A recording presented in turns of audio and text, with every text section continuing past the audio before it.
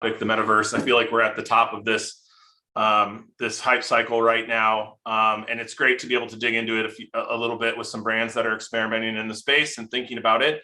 You know, we're fascinated here by the idea that the Metaverse is just kind of the natural progression of the internet, and it's not if we should consider being a part of it or dive into it or even when, but how you're going to do it. And just as I think the internet transformed everything about business, day-to-day interactions, P&Ls of companies, all those types of things that we've been involved with for business transformation the last 15 or 20 years, the Metaverse is gonna have a huge effect on that.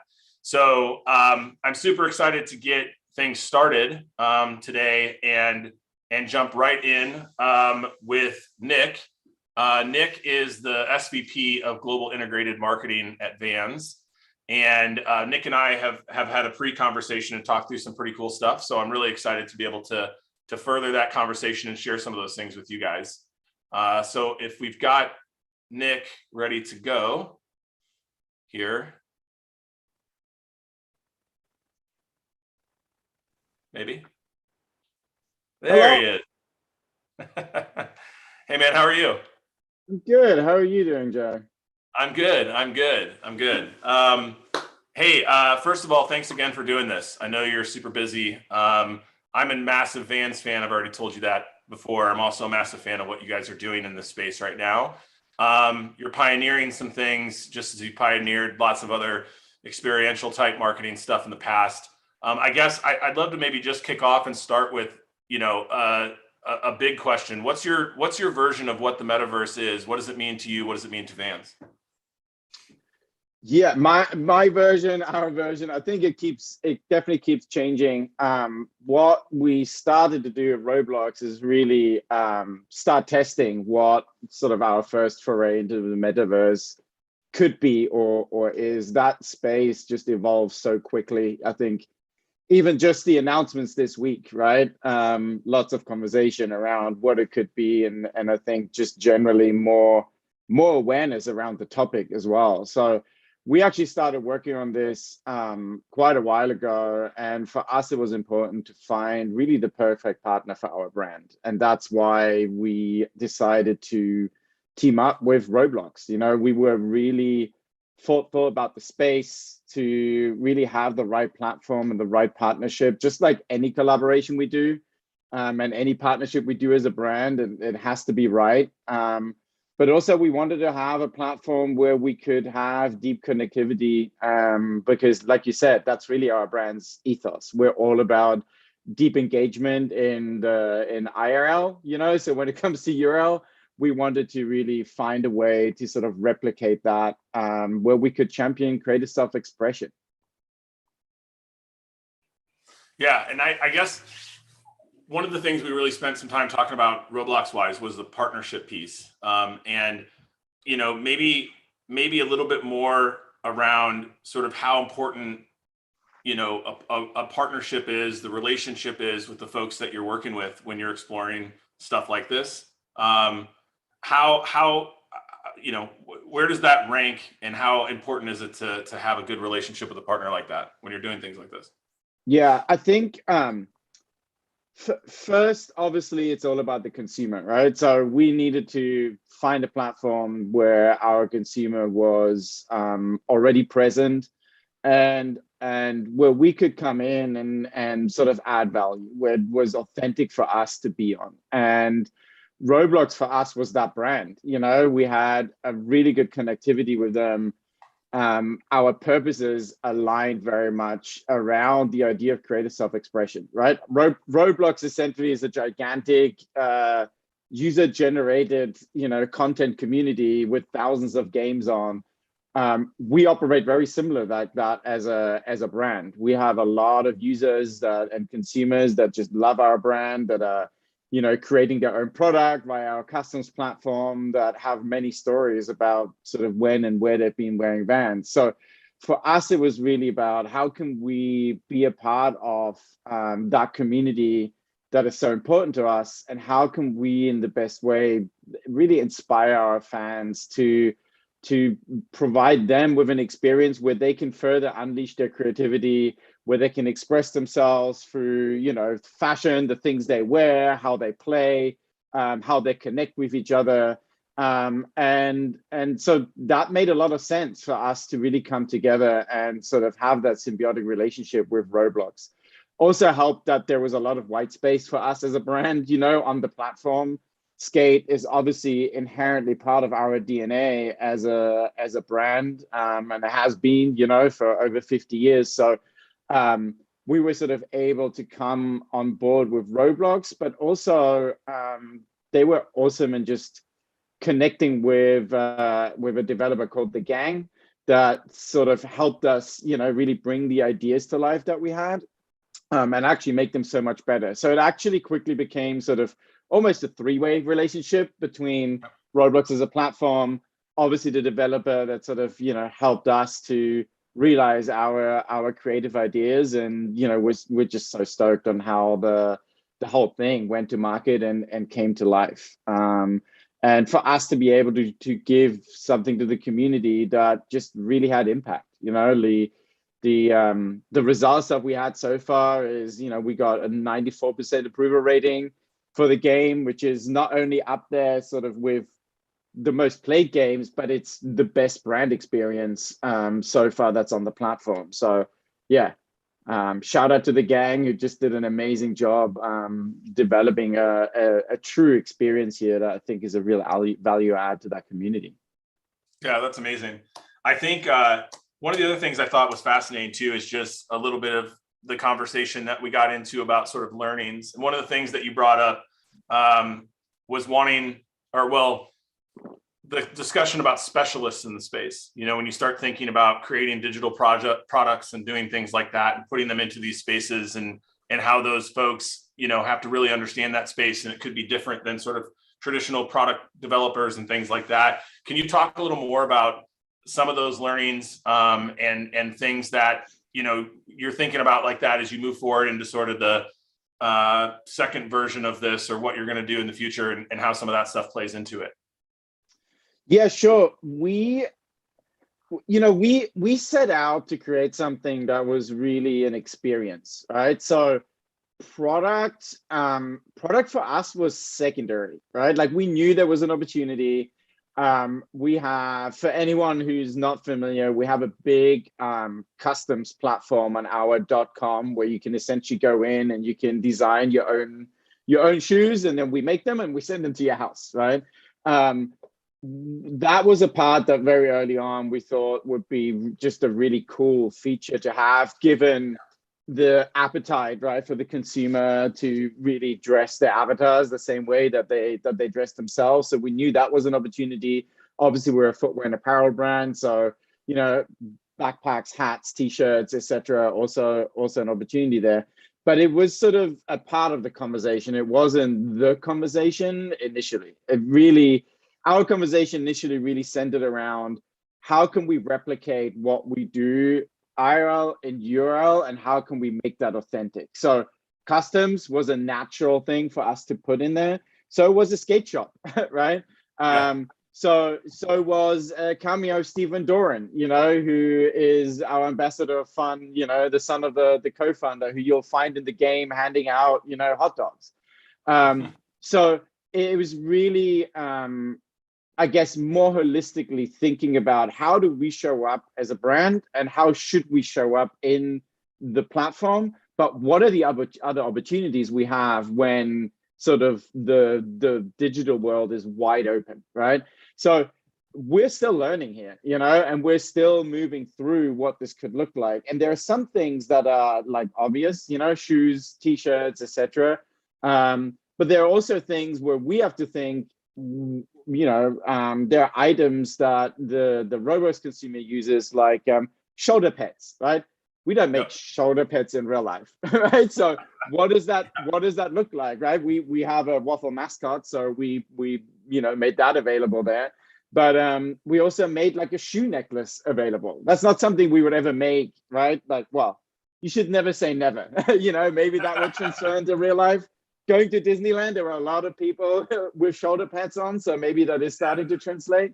But those are the opportunities here, and I think it's very much at the beginning sort of for us as a category and as a footwear and apparel industry, it's sort of very much at the beginning of thinking about what this could be, but it very quickly opened up just an opportunity that honestly last year we hadn't really thought about, other than maybe digital product from a sustainability or a selling perspective of digital catalogs and things like that. So this really opens up the opportunity for us to have like essentially another channel, in another digital channel with true digital product, and bridge the gap between sort of the IRL and the URL worlds.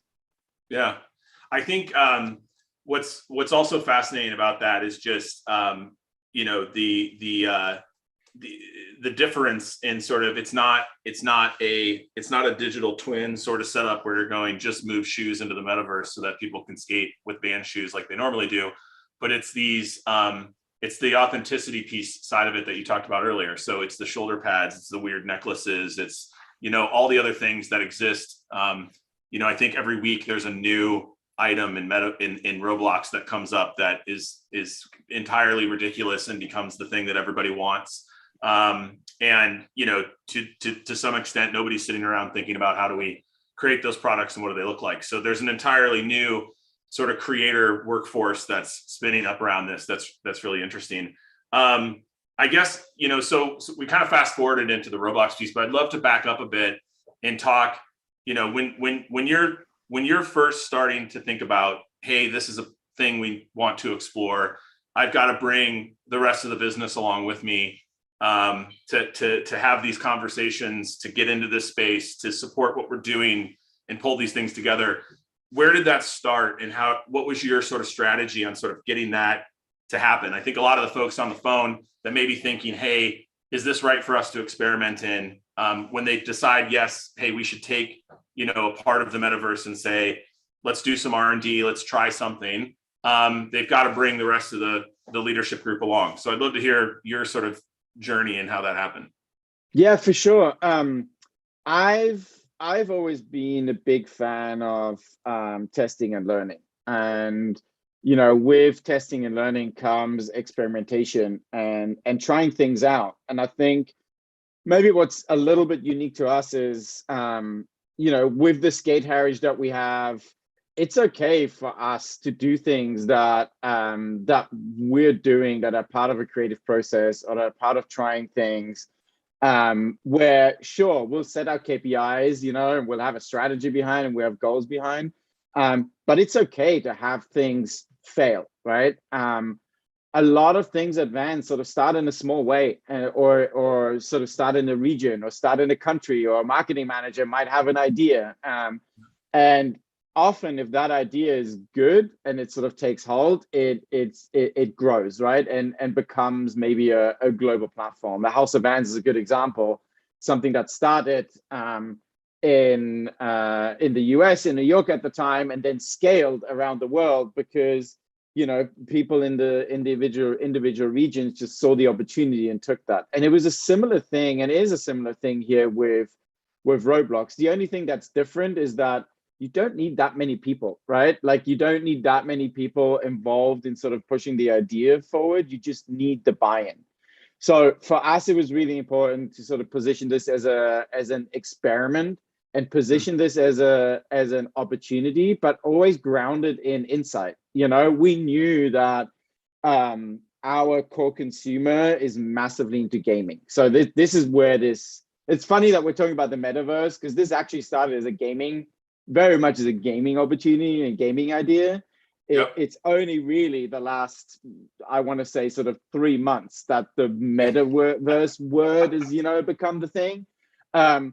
So for us, it was okay. Well, if we're gonna be more present within gaming, we're already involved in some games on sort of from a console perspective, right? In Asia, we've done mobile games, very specific within some platforms. Where does it make sense, and how do you go about that? It's really, for us, positioning it as an experiment, identifying some resources that we can put at it, keeping the audience, our internal audience, engaged and informed, but really having executive sponsorship, right? That believes in the idea and pushes that through. In that case, that was me. And my role really was to remove roadblocks along the way. My role was really, together with the team and the core team that worked on it, was sort of to sell the idea and keep people engaged and excited about it. And most companies will have sort of a diverse set of age ranges, which just naturally means people don't know what Roblox is or what the opportunity is. So making sure you bring them along, you're educating them along the way. You give those teams the opportunity to be involved in the process, but just sort of very much keeping the focus on sort of the size of the prize, and continuing to sort of have that belief whilst pivoting. Like, there are changes that we've made, and there are actually changes that we've built into the idea, because we want to learn from the community sort of as we evolve to take that back in. So yeah, I would say the biggest thing is try and find a way on how you can sort of pitch and create an experimentation lane, and then get buy-in from some key stakeholders that help you sort of along the way to keep the idea alive, because you're gonna go through ups and downs, and you're gonna hit roadblocks, and you're gonna hit just natural snags along the way, right? Yeah. And I think, I guess you mentioned a feedback loop. I'd love to hear a bit more about how you guys are managing that feedback loop, back into the organization and sort of being able to iterate like that. And then the second thing is measurement. We talked a bit about this when we talked, but that always comes up, right? And especially when you're trying to influence folks that, hey, we should be doing this thing and this thing is working, et cetera. A little bit different at Vans because it's such a pop culture driven brand, and sort of being part of that zeitgeist is almost as necessary as it is sort of a product marketing sort of play. But I'd love to hear a little bit more about like how you guys are creating that feedback loop and looping that back in. And then the second thing is, how do you talk about measurement when it relates to this kind of stuff? Yeah. Well, there's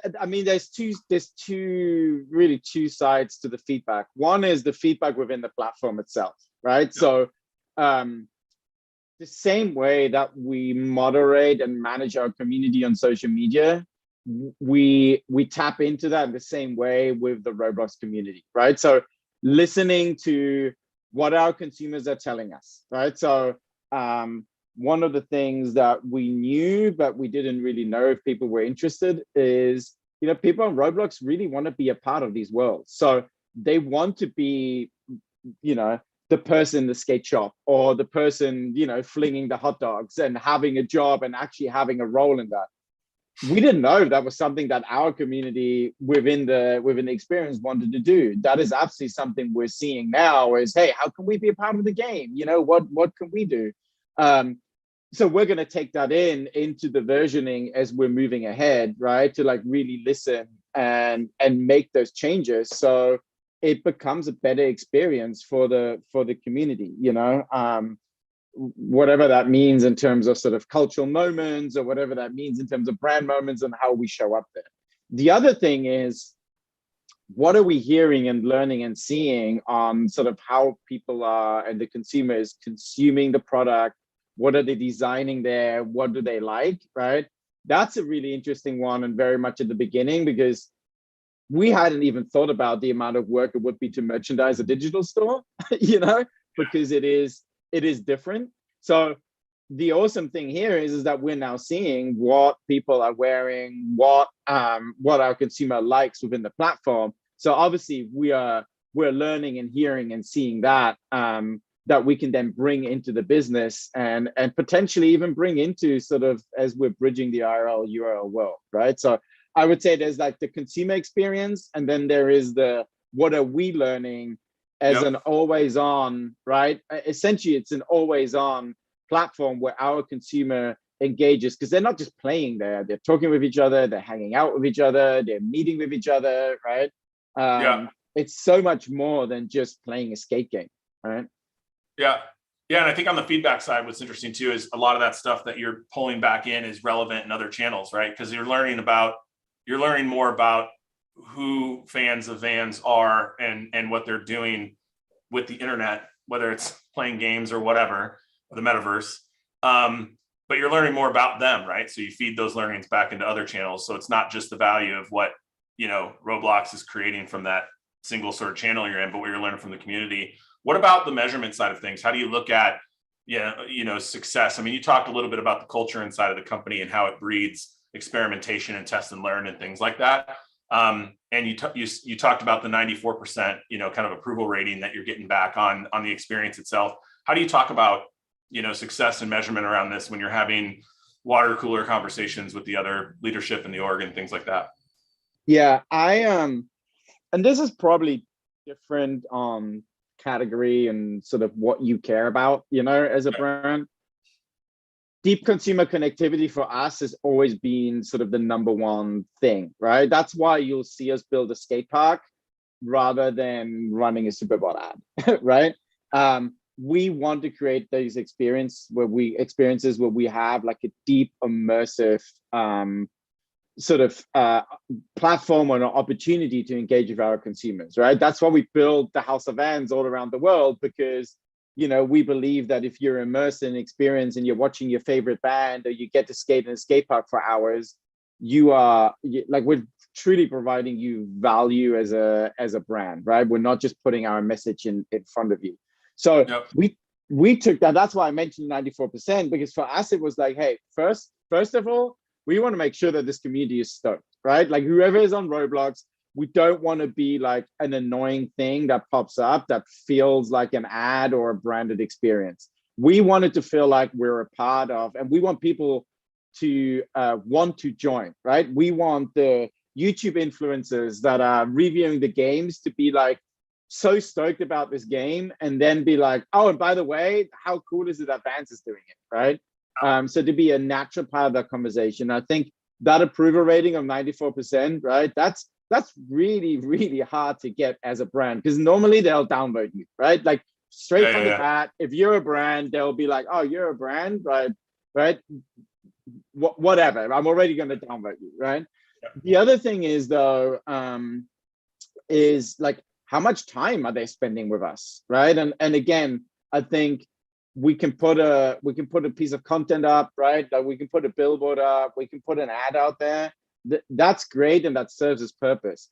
But when a consumer is immersed in something you've created for them for like minutes and repeatedly comes back, and you can scale that into the millions, I would say that's the second part that we looked at. And then the third part is, we do make products and we want people to wear our products. So what's the opportunity there? But like, what can we provide for the consumer there to sort of wear within that world? And are they choosing, right, to put Vans on? Are they choosing to put a Vans t-shirt on, or a Vans hat on, or some headphones, right, that they're walking around the platform with? I would say that was the third thing for us. So, right, like, what's the approval and the engagement?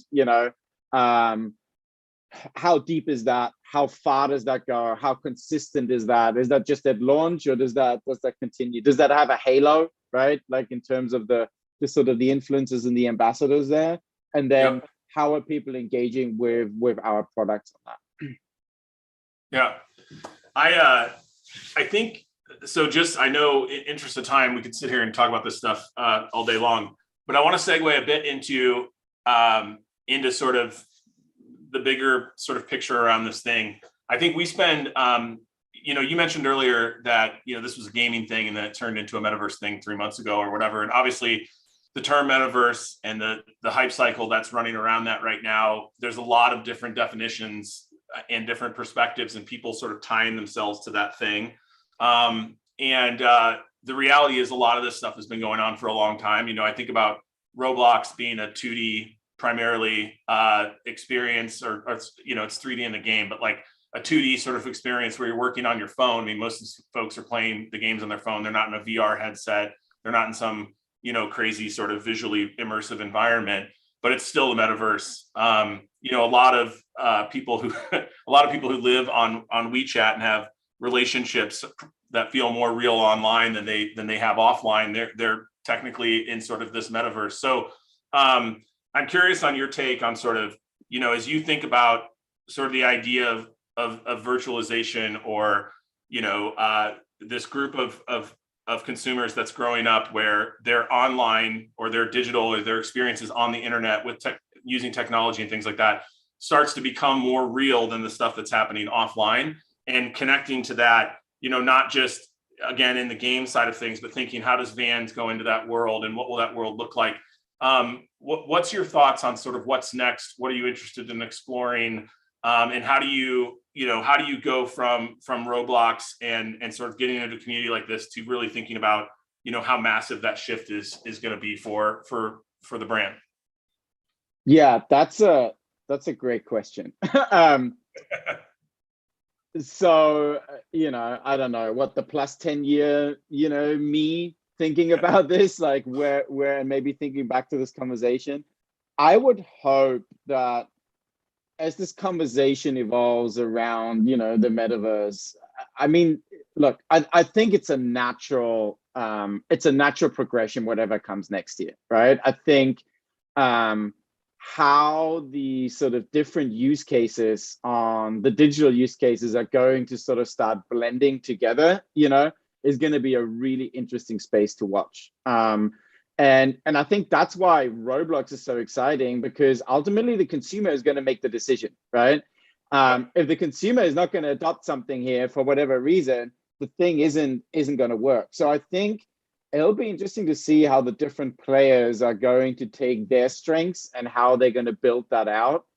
We as a brand are going to have to probably figure out and make some decisions on where we will be and maybe where we won't be, because unlike obviously sort of when the internet was created and it's free for all, right? Like right now, the metaverse players are very much siloed. I would caveat that with in the West, right?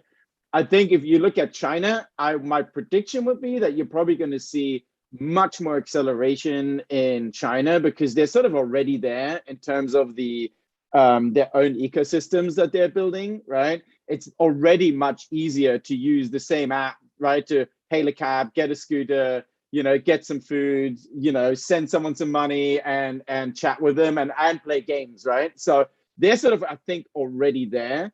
But what is this use case going to be on how do you actually plug in to the digital piece where it's natural? I think so far it's still very clunky, so I think, what does that mean in terms of like devices and sort of the physical piece? Because we're still physical humans, right? How do you connect into that? I would imagine that there's probably a future where you are in your self-driving car, where you're on Roblox, where you are, in Van's world, and you are like, you're skating and you go into the skate shop, or you go into the custom shop and you're like, hey, I just designed this cool custom shoe. I want that delivered.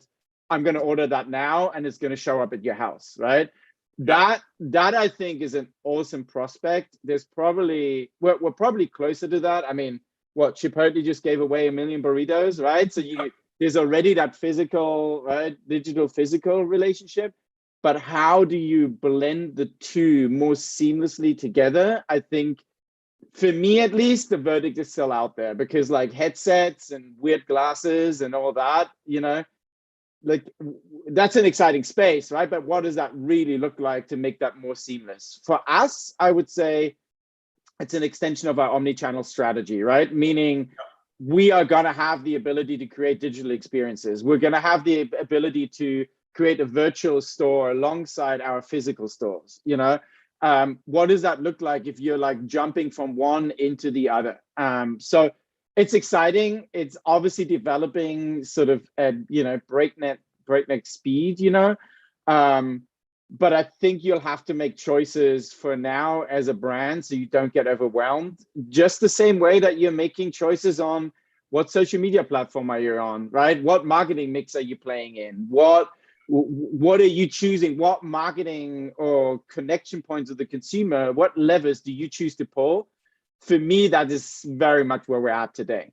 Yeah, and I think another thing that you kind of touched on a bit is it's a bit reactionary at this point, because everything that's coming out is being created in silos, and there's a whole conversation on the metaverse about, where's the W3C version of the organization that comes in and says, here's how the plumbing works and here's how you move, your sort of personas and avatars across these different environments and things like that. Of course, a lot of that is sort of the Ready Player One version of what the metaverse may ultimately be. And, I don't know if you saw there's an HBO show a while back, I can't remember what it's called, but they move forward 10 years every episode. And there was an episode where eventually the daughter in the family, for her birthday, she wanted her parents to just get rid of her body because she could just do everything she needed to do online. So obviously, there's that crazy world that this pushes to maybe someday in the sci-fi future. And I think we're at the level 1 version of that. But I think the thing that came away clear from, listening to you talk about that is just that, in the digital transformation space, I think a lot of brands didn't do enough experimentation, didn't test and learn and things like that. And it kind of hit them like a truck. I always think of banking when people stopped going to branches and banks were like, this is crazy. And you're like, this has been coming for 10 years. You just ignored it. Right. So I think I love the fact that you guys are playing in that space, found a way to utilize the brand to be as proactive as possible in testing some of these things. You've got a great brand to be able to do it with because it makes sense that you're in these spaces as well. So, but I want to try to take some questions from folks in the audience here. So if we've got questions, please send them through. And in the interim, I'm going to ask you one that I have myself, which is you talked earlier, and I think it's just an amazing line that we'd rather build a skate park than run a Super Bowl ad. And I think that that drives a lot of the, it illuminates a lot of the decisions that I've seen Vans not just make in the metaverse, but over the last, 30 years in what the company has been doing. How does that ethos sort of spread throughout not just the marketing group, but align the product to the marketing to the rest of the business? Like, where does that, how does that sort of stream through everything that goes on at Vans? Is that the number one vision that drives down from the company? Is that just a part of it? Or, that seems to be like a line that as a senior leader, you come back to again and again to sort of perspective, add some perspective to the decision-making you're doing. And I'm wondering, how that ethos actually manifests inside the business. Our purpose is to inspire and enable creative self-expression, right? How do you do that? You don't do that by running ads that are a one-way street, right? You do that by being there for the communities and the consumers that have, in our case, have supported us for over 50 years. We were adopted by skateboarders. Some call them misfits. I would call them the tip of the spear of the creative culture that is, very much influenced pop culture over, decades. For us, it's really important that we stay true and authentic to our consumers. So how do you give back? How are you there for them? How do you enable them? It's so embedded in our purpose that spans across the entire, like, to your question, to answer it simply, we have one purpose and everyone is laddering up into that purpose. And that's to inspire and enable creative self-expression. Yep. That's cool. So I guess there's a bunch of questions sort of rolling in here, but there's a lot around people trying to understand the user base around Roblox, like how many people are engaging with the experience, how big is it, et cetera, which goes back to, your sort of discussion about these pieces and parts and people sort of understanding these spaces. Do you have any, I know it's tough off the cuff of how many people are, getting into the Vans experience, a percentage of Roblox that have used it, et cetera. Do you have any numbers like that you can share with the folks here? Yeah, I don't have the percentage of Roblox, but in month one, we had 40 million visitors, month one. And we had at the very beginning around 15 minutes of gameplay, and that netted out sort of closer to the 10 minutes, right? So, and I would say those visits have redeemed multiple digital products from us. So there are millions of consumers with a variety of a wardrobe walking around in the Roblox metaverse wearing, right? So like that's like the extension. There's the people that play, but not only are they now playing, they also took a t-shirt, right, or a hat or whatever it is, and then now jumping into the other game. So I think that's an interesting one, because it's like, as we are learning, about the stats and what matters, like, we're thinking about, okay, well, what does it mean, and sort of, but I would say that's probably the biggest number that I can give you that maybe is relatable. Yeah. What's your favorite thing that's come out of this experience, this Roblox experience that you've had so far? A conversation like this. Like, I can't tell you how many conversations like this like,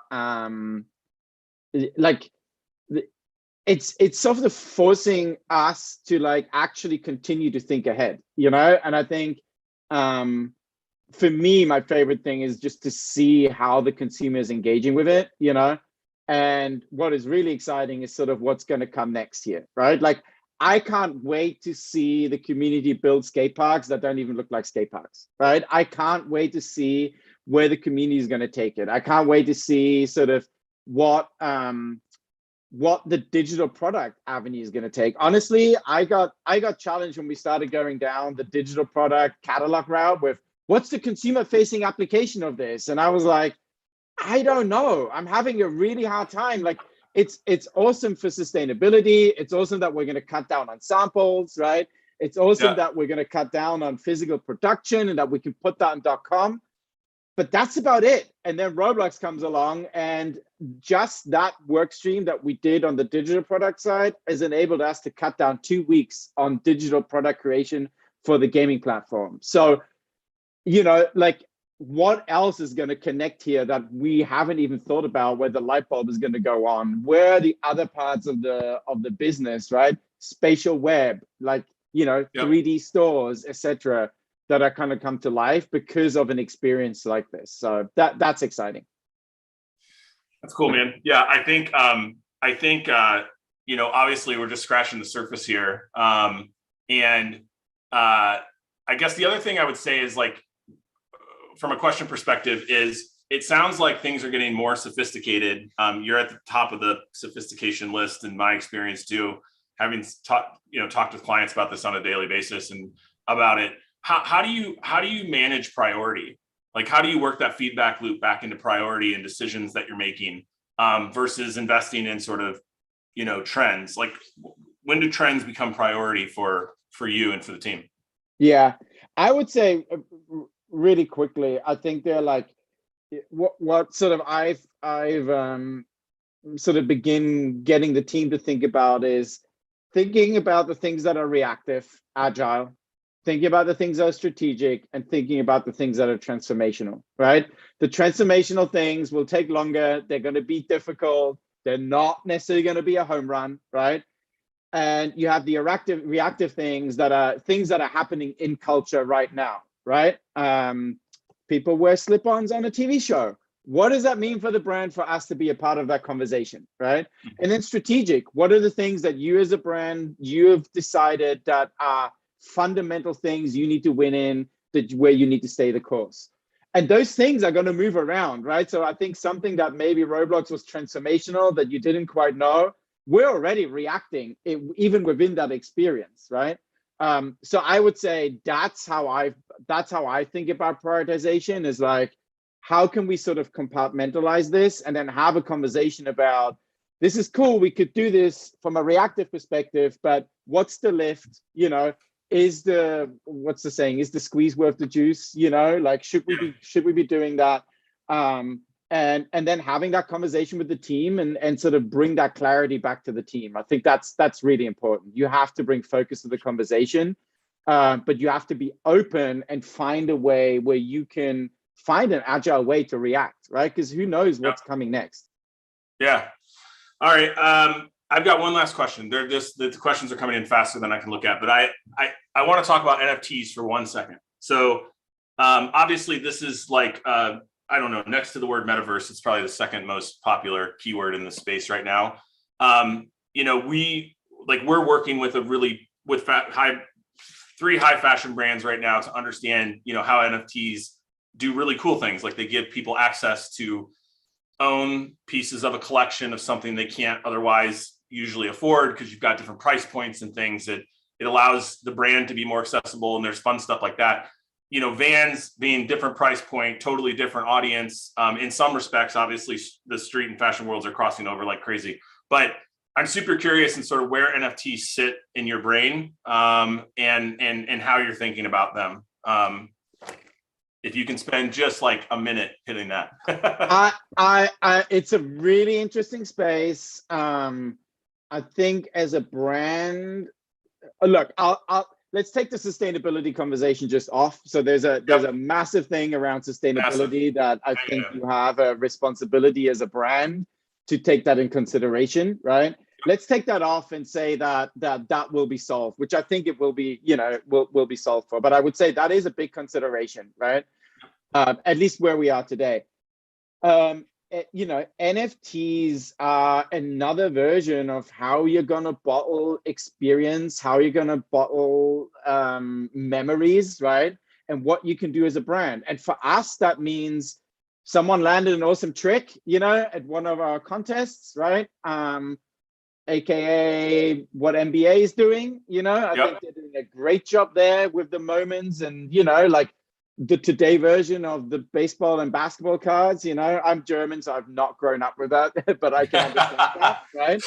And then you have sneaker culture, which is already very much a culture of collecting and status and what do you have, right? And then you have just the creative community. I think that for me is the biggest part, right? So I would say that for us probably is the sweet spot, is all the things that our community is creating. It's another opportunity for them. Yes, for sure, it's an income stream, but it's another opportunity for them to get their message and their art out, right? The musicians, the artists, the skaters, right? Like it is such an opportunity, just as another form, just like digital product is. This is like almost the extension to the digital product and the opportunity to potentially monetize some things here, which I think has been tough for the creative community. It's not easy. It's much easier to be on platforms and potentially get seen. It's much, much more difficult, I think, today to monetize your art and your creativity, Yep, 100%. Well, Nick, thank you so much, man, for spending time today to do this and the pre-time and all the things. I love talking about this stuff. I'm sure we'll have more conversations. I wish I could get to all these questions, but thanks again, man, and hope you have a great rest of the week. And just really appreciate you doing this. So, thank you for having me. Yeah, man. Cool. So for our next fireside chat, I want to introduce Jordan Sherman, who's the CEO of Immortals. Obviously, esports, massive thing for our not just this space, but I think our world right now. And the professional side of esports is changing, not just the way that we consume these experiences, but it's also changing, the entire landscape and P&L. I think ultimately of sports in general. And I'm sure that Jordan would agree with that as well. But with titles like League of Legends, Valorant, Wild Rift, etc., and on top of that, my colleague and our sort of expert in this space, leading our entertainment division, Eric Shamlin, having a conversation about this and digging into the progression from traditional sports to esports and what it means for experience. I'm really looking forward to this conversation. So I want to go ahead and just turn it over to both of you and let the audience jump in. Thanks, Joe. So we'll do a bit deeper dive of an intro. I'm Eric, here at Meetmonks, head up the entertainment category, and we define that very broadly. It's original content on the TV film side, but games, XR, all the fun acronyms. And today I'm getting to chat with someone. I have a very cool job, but I think Jordan possibly has the job that I would want to take and swap with. So I'm very excited by this conversation. And I particularly think it's going to be a meaningful conversation given the sort of the topic of the day with the metaverse. And so, Jordan, if you can just take a minute and just kind of introduce yourself and sort of give us some of your background, I think would be really, really helpful. Sure. Hey, everybody, I'm Jordan Sherman. I'm the CEO at Immortals. Immortals is a professional esports organization. We own and operate professional video game teams in some of the biggest leagues in the world. For example, my Zoom background, which I was messing around with, this is League of Legends. So in the US League of Legends League, there's 10 franchise locations, and we own and operate one of those 10 franchises. We compete across different games all over the world in different leagues owned by publishers. We think that, as we talk about the metaverse, that gaming is really one of the initial entries into the metaverse and will have a huge part in really deciding and sculpting the landscape going forward. But my background has always been business, social, traditional sports, and esports. I worked in Major League Baseball for 6.5 years, starting in Major League Baseball Advanced Media. I started in Facebook gaming and specifically helping brands enter the Facebook gaming space. Then I kind of transitioned over into working on different promotions that really were based on Twitter and on Instagram. So I ran something called the Domino, which is with Dominos that I'll tell you guys about, but it was free pizza whenever a no-hitter happens in Major League Baseball, but all happening online and in their mobile app. From there, I went to the NBA. I worked for the LA Clippers for 2 years on the sponsorship side. And then after the Clippers, I went to Gen G Esports, which was a large esports company, still around, a rival of my current company, with offices in Korea, China, and Los Angeles. And we started to see really all the underlying trends of the metaverse starting to happen and took an aggressive stance, not only with our pro teams, but really leaning into games like Minecraft, Roblox, Animal Crossing, and helping different brands enter the gaming space through really opportunities that are more reflective of themselves. So for example, another thing that we did was we launched the first all-women's Fortnite team, which Bumble came on as the team entitlement sponsor and was a 3-year partner. It was their first ever integration into gaming. And then they did a lot of things on their end within their app to actually help make gaming part of the way that you connect with people for dating, for friendship, and for mentorship. So my entire career has been across this landscape of sports, entertainment, esports, branding, technology, and I'm really excited to be in my current position, helping lead Immortals in this next phase. It's a really, really exciting space you were in. And I know we connected beforehand, and I think we share a lot of similar views on how games and gaming really is sort of the first entry to the metaverse for a lot of people. But before we sort of get into that, can we just take a step back and just sort of define the phrase? Because it gets thrown around a lot, I think, right now, what the metaverse is. And I think I have a particular lens. I know a lot of the speakers on this conference had sort of different takes on what it is. But given where gaming sits in the metaverse, I'm very curious, how would you describe the metaverse to someone that's just hearing the term for the first time?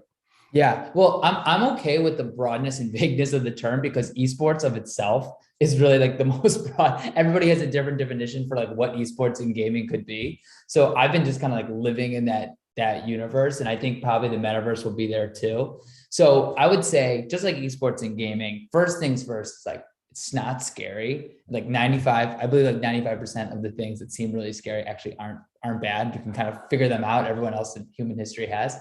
And we're going to get there with gaming and esports and metaverse. I think the long-term stuff of like, okay, I go to work by putting on a headset and I see one of my office mates and I actually am making purchases and buying clothes for my avatar and working in this virtual world. Maybe it gets there in a little bit. Seems kind of like the technology is a little bit further down the line. I heard Microsoft say the other day that like Minecraft and Halo is basically the 2D version of the metaverse. And then this future, we put on the headset, that's kind of more like the future 3D. So I think where we are now and where we've been and where gaming really plays a place is like really even back to like the early 2000s with PlayStation and Xbox, where you could play online against someone through the Xbox or PlayStation network through the internet. And as we've evolved, I think what we found is that whether it's streamers, gaming influencers, pro players, there are already people who are making a living and really making an impact through what we would describe as the metaverse, which is really an online economy or an online system of competition when it comes to gaming. We did some unique activations, which I can show you guys about Minecraft. And what I think is really fun for brands is like, this is a whole new place to experience your own brand, but do so from an area of strength. For example, with Bumble, when we did the all women's Fortnite team, it really made sense that Bumble kind of came on because it stayed true to like their North Star values of women's empowerment and helping create a system online where men and women were equal. And I think a lot of brands like should be using the metaverse as an opportunity, not necessarily to pursue what Bumble did. That's really core to Bumble's core philosophy, but to pursue what's really true to themselves. So, for example, one thing that we did with the pen relays during COVID was pen relays came to us and said, COVID is shutting down the pen relays. We're not gonna be able to do anything. So what we did is we actually rebuilt the pen relays inside the game of Minecraft. So can I share my screen on this? Actually, I think I can. Because I just want to show the visual because I think it'll really explain it well.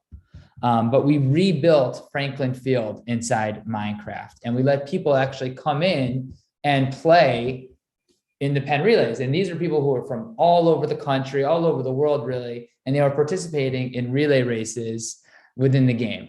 And I thought that was super fun and unique because it gave pen relays, it was live streamed on Twitch. It gave pen relays the opportunity to reimagine themselves. And the reason why it worked is because it wasn't a big deviation. It wasn't pen relays in Fortnite or pen relays in Call of Duty. It was actually recreating what the pen relays is in the metaverse. And that opened them up to attract a whole new audience. Are you able to share your screen? Yeah, let me see. Give me one sec. Kind of fun to see it. Here we go. Yeah, got it. So this is like an article about it. So you can see this is actually within the game of Minecraft. We rebuilt Franklin Field, which is where Penn Stadium is. And then people said, okay, we had a Discord server and we actually aligned people just like how the relays does, like high school boys, high school girls, mixed boys and girls, college, alumni. And you could participate in these events and the whole thing was live streamed. So what we did was we got like famous Olympians and people who ran in the pen relays, such as Carl Lewis, to come on as broadcasters during the event. So even though they didn't know the first thing about Minecraft in some cases, they were connected to Penn and to the pen relays. And they came on, they talked about it, they talked about track and field, they talked about their experience. It was like a hangout. And we had winners, we had medals and podiums. And then some of the fun stuff that was happening was that the different Minecraft people who were showing up actually were like taking selfies inside the game and like posting it on Twitter. And as part of this, we had two sponsors. So Toyota was a sponsor and the Marines were a sponsor. And so we built out a little spot for like a Marines museum, which doesn't actually exist in real life next to Franklin Field, but we built it in the video game. And they had their own people in the Discord, not only playing in the pen relays themselves, but actually an opportunity to connect. So I think what's cool about brands is not just being able to create these experiences, but actually participate alongside them as well. I think this is foundational. I see more and more of these types of activations happening where you kind of recreate, but not just recreate and extend a physical event into digital. And it sounds like you've been doing this for quite a while. How do you, maybe there's some brands that are maybe more skeptical or slower to take on some of these types of initiatives. How do you pitch that to brands? How do you get them interested in going sort of digital or, putting a digital layer to something that might be more physical? I would love to hear how you talk to brands. Yeah. So maybe I could talk about the Dominos one as a good example. So this is kind of something we do with MLB. But the idea, where we always start, if we can, if the brand's comfortable, is like, just show us your typical standard marketing strategy. What is your 2022 strategy? Don't make it necessarily for esports or anything like that. Like, let's just see what you have and where we can actually extend it and make it into esports or gaming or metaverse or social. So this is just one example for MLB, which I think is relevant, which is Domino's is very focused and still is on being a tech company and mobile ordering and participating in conversation. And what they said was, we're a tech company, but we're looking to potentially use our name and become a part of something that's happening in the real world. And what we saw on Twitter was every time, so a no-hitter in baseball is when a pitcher throws and there's no hits throughout the whole game. And the anticipation builds to the 7th inning, 8th inning, and then if there's a hit or not hit towards the end. So we were seeing in this social media chatter around no hitters or the word no. So we went to Domino's. We said, we know you're tech focused. We know you're monitoring on social. What if we created a concept called the Domino No, where when there's a no hitter in baseball, we give away 20,000 free pizzas, and everybody will be using the hashtag. They'll be tweeting about it. They'll be talking about it. You'll be integrated into the game, and it'll all be back through your mobile app and through ordering online. So we created a system, kind of a silly word, but like it caught on, and we created a system that allowed them to participate in Major League Baseball in a way they had never had before, but still being really true to their values and providing something to the fans, which is the free pizza. So this thing like completely took off. We outsold the pizzas in 2 minutes. One time the server broke. Like it just kind of took on a life of its own, where fans expected every time there's no hitter, an opportunity to get a Domino No. So I was really proud of this one because I think it is really the intersection of all these different things we've been talking about. I think this is such a smart kind of twist on something that was already kind of present, and just, sort of taking it to a next sort of interactive and digital level. I'm curious with, you were quoted a couple of years ago, I think it was the Daily Mail, saying that esports basically has no cap in terms of revenue and partnerships and growth.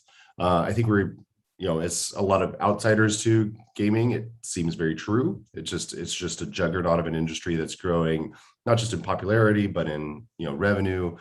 And I want to sort of pick your brain on where do you see that going? Like, how are brands getting into it? What are the new sort of revenue streams and sponsorship deals that are happening? Can you just kind of talk about that business sort of in general and where you see it going?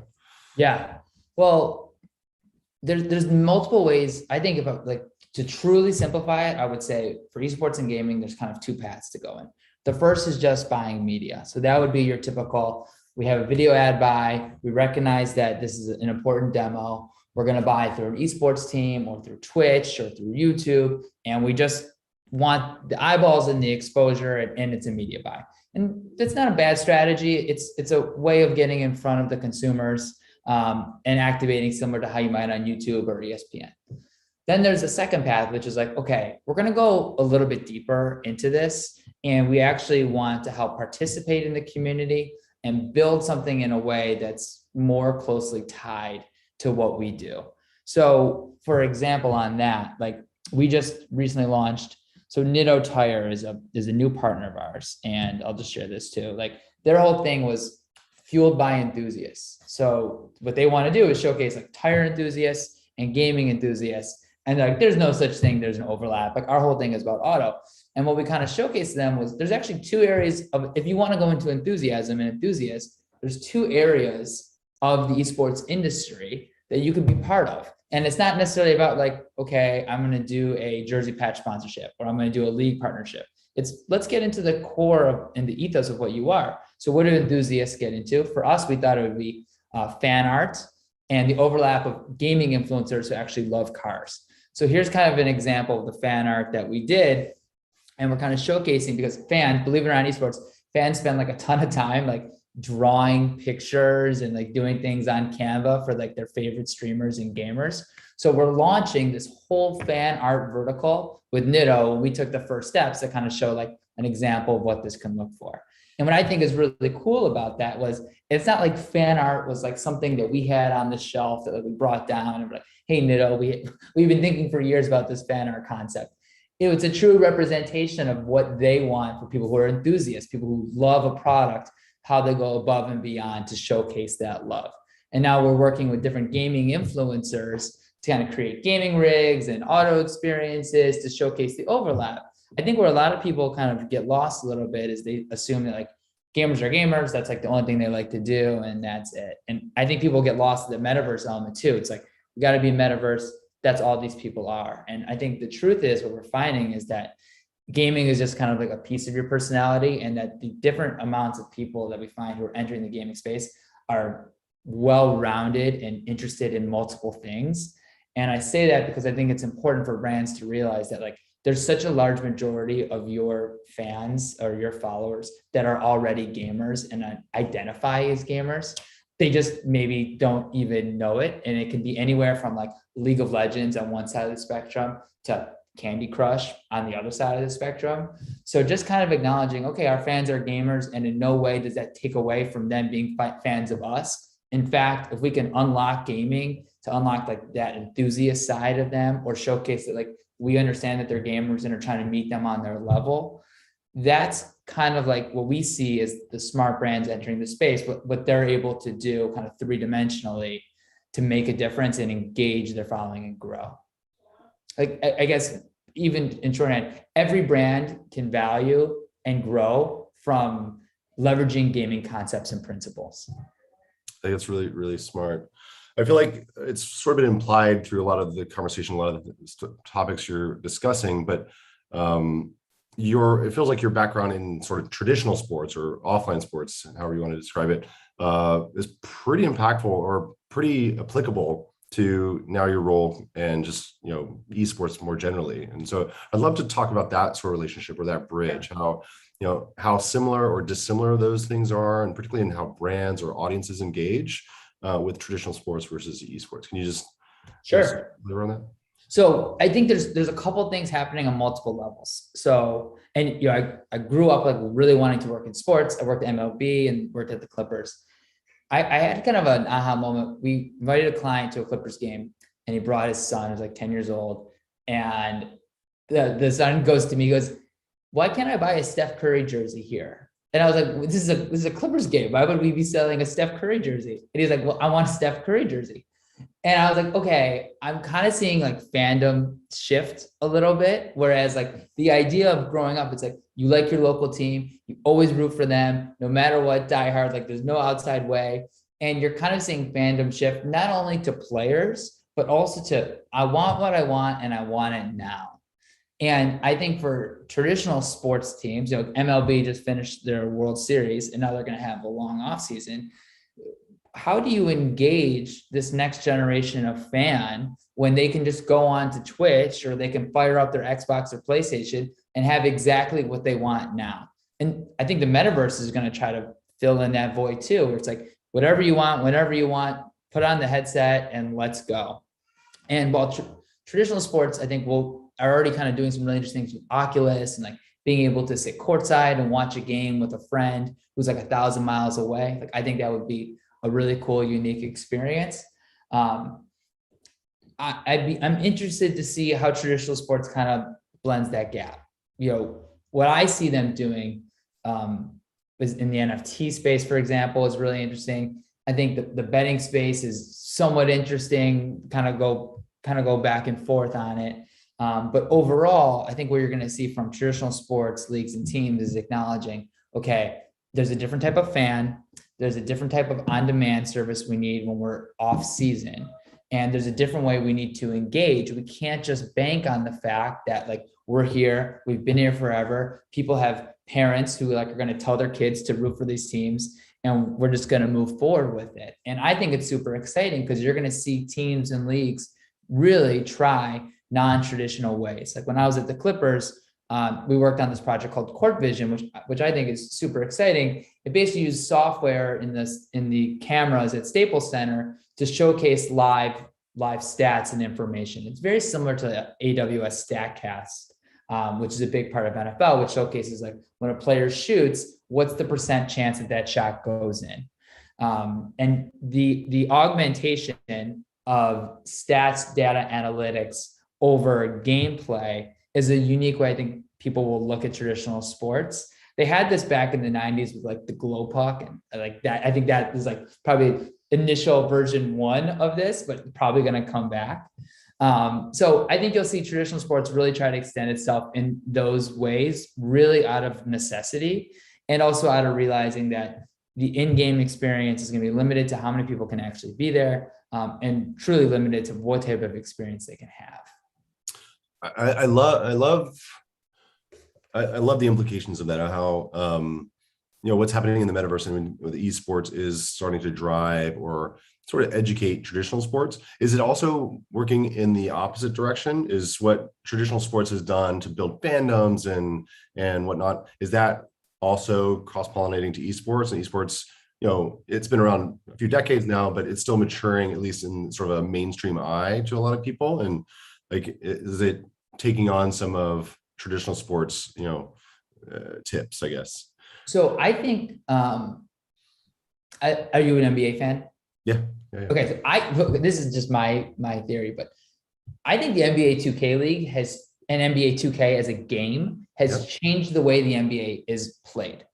You could not shoot the ball from as far away as like LeBron and Trae Young and these other players are shooting and not get benched ever in the history before the NBA. It would be absurd. But like the way video games are being played, it's like everybody on the outside, shoot from wherever. It's just kind of taken over. And I think in many ways it's actually good. I think you kind of see in the NFL, people are going for it on fourth down more often. And like the leveraging of analytics, a lot of that really is so closely tied to video games and the way people are actually playing this out and then taking that into real world. So I think that's like super exciting and awesome to see. And then on the flip side, how is traditional sports affecting esports? I think the NBA 2K League is a really great example too. They do an awesome draft, and it might sound silly, it might sound to some people, but like, I think it's one of the coolest things that happen in esports is they have a commissioner of the NBA 2K League. They have a draft pool. They do it just like the NBA does. They call the person up who gets drafted. They put on a hat. They give the commissioner a hug. They tell their life story. And for these people, and it's true, they are a pro and they're drafted by an NBA team and they're moving to that city to be part of it. And they're playing in this in-arena format. And, the COVID element has helped gaming in terms of like more mainstream, more streaming, et cetera. But it's hurt gaming in the sense of so much of this is like the in-person stadium feel to it. Like at Overwatch League, there's thunder sticks and people dressed up like cosplay. And it's like this weird, fun mixture of like Comic-Con meets the Super Bowl. And it's going to kind of get back there. And I think that's where esports takes a lot from traditional sports, which is going to be like the excitement and in person. And then I think what traditional sports takes from esports is the gameplay, the fandom, and how you actually express it to get more people involved. It's funny, I never made that connection, but you're totally right. The gameplay of the NBA and football has definitely taken on hints of a video game in terms of like just more dynamism and more risk taking, being data driven, and just sort of going for it and just playing sort of full out. I feel like just even a handful of years ago, the leagues were much more conservative in their play, right? And so you're seeing that sort of wildness of a video game. Nobody plays Madden and like runs the ball every play, or like plays 2K and like posts up. People play loose and free and dynamic, and you're seeing that happen in real life.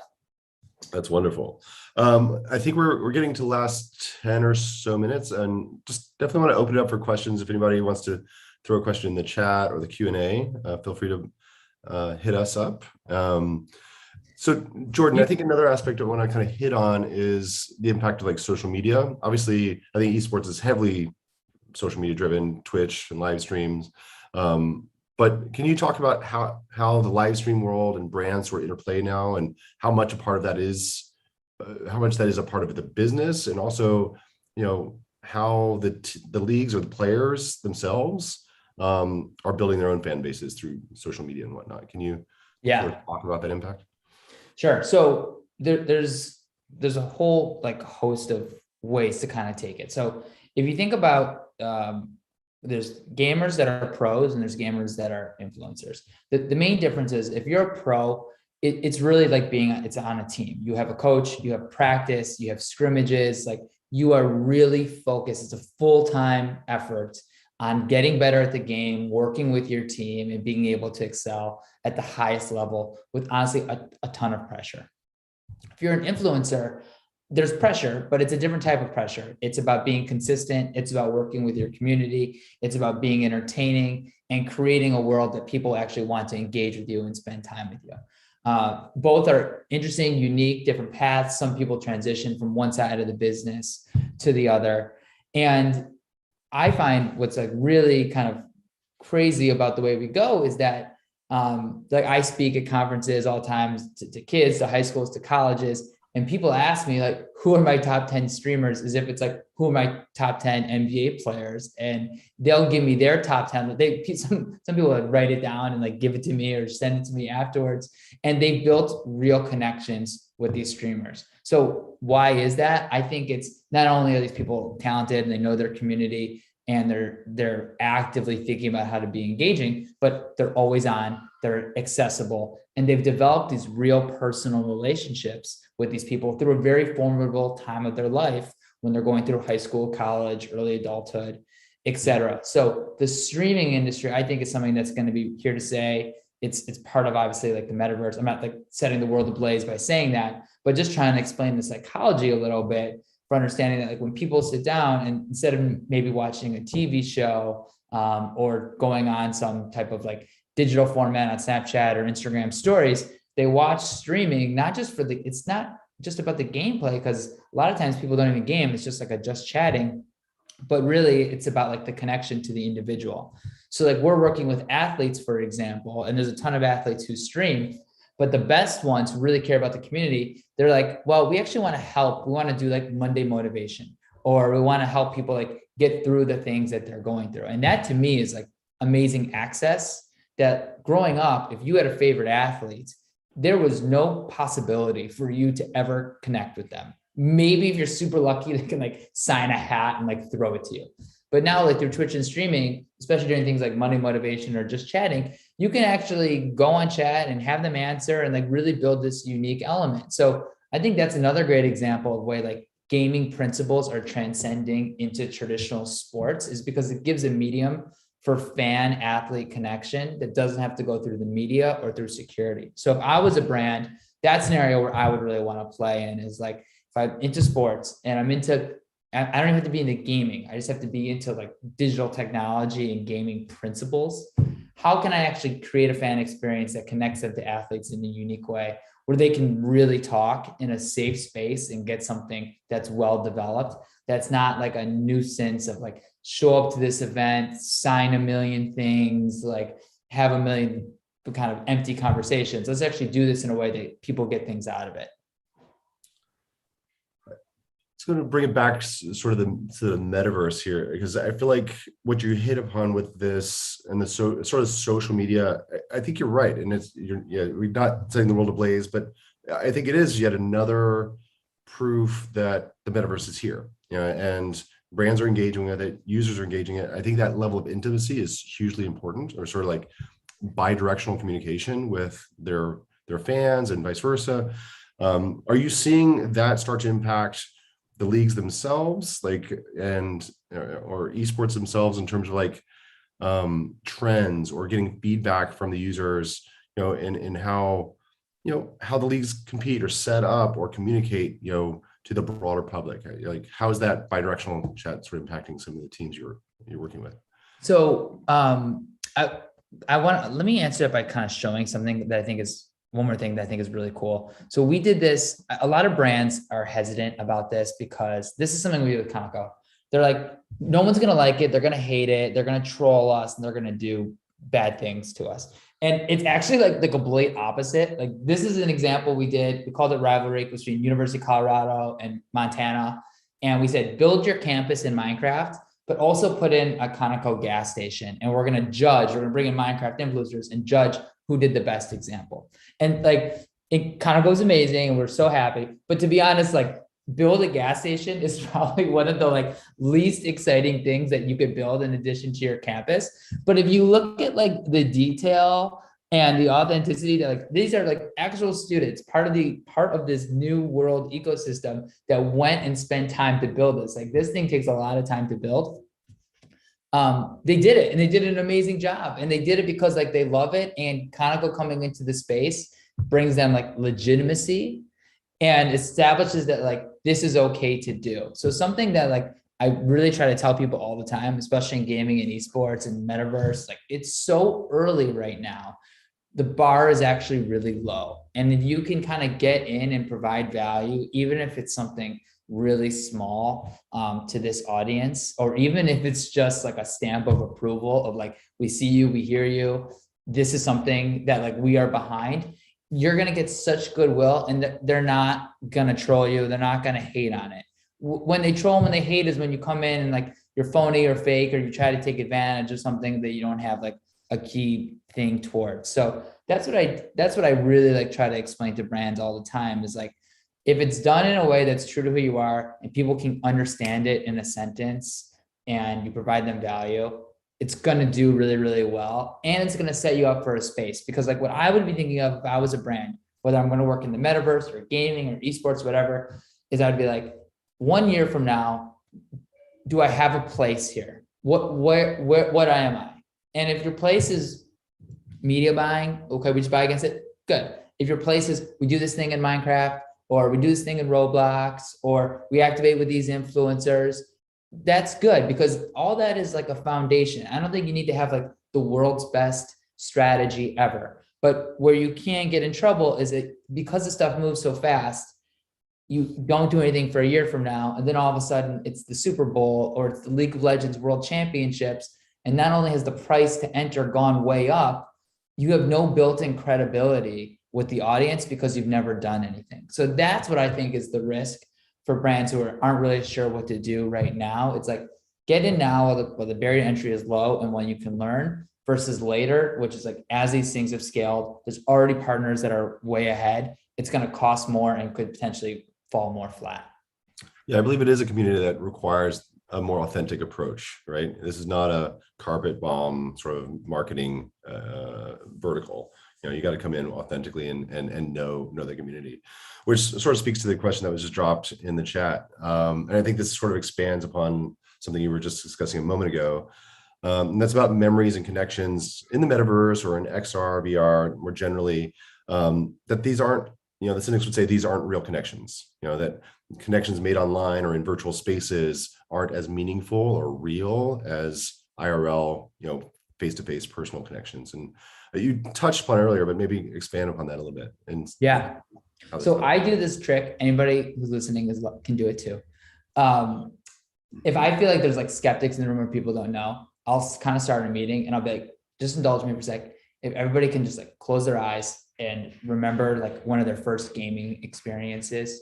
And then I like pause like 30 seconds and I ask, is anybody comfortable to share what they said, what they thought about it? And I mean, you could try it. Everyone says the same thing. It's like, it's family, it's holidays, it's being a kid, it's playing with your sibling, it's like being social, it's making a friend. Like all these people, we've all, most of us, I'm assuming, have been alive at the time when there's video games. Maybe some people have been alive pre-video games, but you know, we all kind of had these experiences through gaming that maybe isn't necessarily about putting on a headset and making money or showing up to an office, but it's about like Christmas Day, I got a system, I went down in the basement with my brother and sister, and like we had this really special thing. And it could be Duck Hunt or Mario, it doesn't have to be Xbox. So I kind of push back a little bit about like, oh, these aren't real experiences, stuff like that, because I really think that the majority of people have already had an experience through gaming or esports or connection. They just don't think of it through that lens because it feels like it was too low tech or too long ago. And what I see all the time, you know, there's this really big push in esports and gaming to be like LA and lifestyle and hip and cool. And there's some brands, other esports companies that do that so well and they're amazing. But everything I tell to the team at Immortals and all of our people is like, there's a bigger world out there for people who don't identify with that. And that's the area we want to focus on. Like we want to help people be social, make friends, feel accepted, become empowered, feel like they have a place. Like that's where I think the majority of gamers are today. It's still a lot of like underground communities. So I think I know, I mean, I live this every day. Like I know that there's people having like real experiences through gaming on the daily, and it's tangible. It is. I don't think you can separate memories in that way. These are real. All the memories are real. All the interactions are real, and it's to the individual to make them real. If they truly believe and are feeling connected to this person through whatever medium, that's a real connection. You know, if the emotions are there. So we've spoken a lot about sort of the brands and the current state of the art, I guess, or state of play, so to say. I'm very curious, what's your take on sort of what's coming down the future, down the pike, now with like all this hype around the metaverse and the announcements just over the last couple of weeks, like how is this going to impact your industry or gaming more generally over say the next 3 to 5 years? What do you see sort of happening? Yeah, so we're there's going to be a couple. I think a ton is going to happen. We actually just announced we're taking our company out of LA and moving it to the Great Lakes, because I think what we're finding, especially as part of the metaverse conversation, is just the area of opportunity is going to exist beyond just like certain areas of the country. Like this is being built specifically so people all over the world can connect in more efficient, faster, safer ways, basically. So I think what we're looking forward to seeing is kind of taking this to the next level and taking gaming beyond. You have to be in LA, or you have to have 1 billion followers, or you have to look a certain way, or you have to play a certain game, or you have to be a certain gender. Like kind of the democratization of gaming and esports and metaverse. That's really like where we want to be and kind of activate in that sense. And what we're finding is like, if you just kind of peel the onion back a little bit on people, you can really get a lot for what's going to happen. So every step that we take, like for example, Progressive is one of our leading partners in League of Legends, and they got a taste of it for this year. We did a ton of activations, and it's auto insurance. I mean, it's really interesting to see auto home, boat. It's interesting to see the different types of brands out there that can be a little bit more like into it and risk taking. And it's not necessarily just the like headphone companies and the computer companies and the people who are like quote unquote endemic. So I think what you're going to see is like smart, forward thinking, technology driven companies seeing this space as like, this is the next area for us to build with a new generation. And that's what I'm really excited for. Wonderful. I think they're wrapping us here. So Jordan, it's been a pleasure. Like I said, at the top of the call or the top of the conversation, you're in an industry I'm very envious of. Very few people I would want to swap hats with. So thanks for giving us your time today. And I think we're going to wrap it up there. Awesome. Thank you so much, Eric. And thanks to the Brand Innovators team for having me.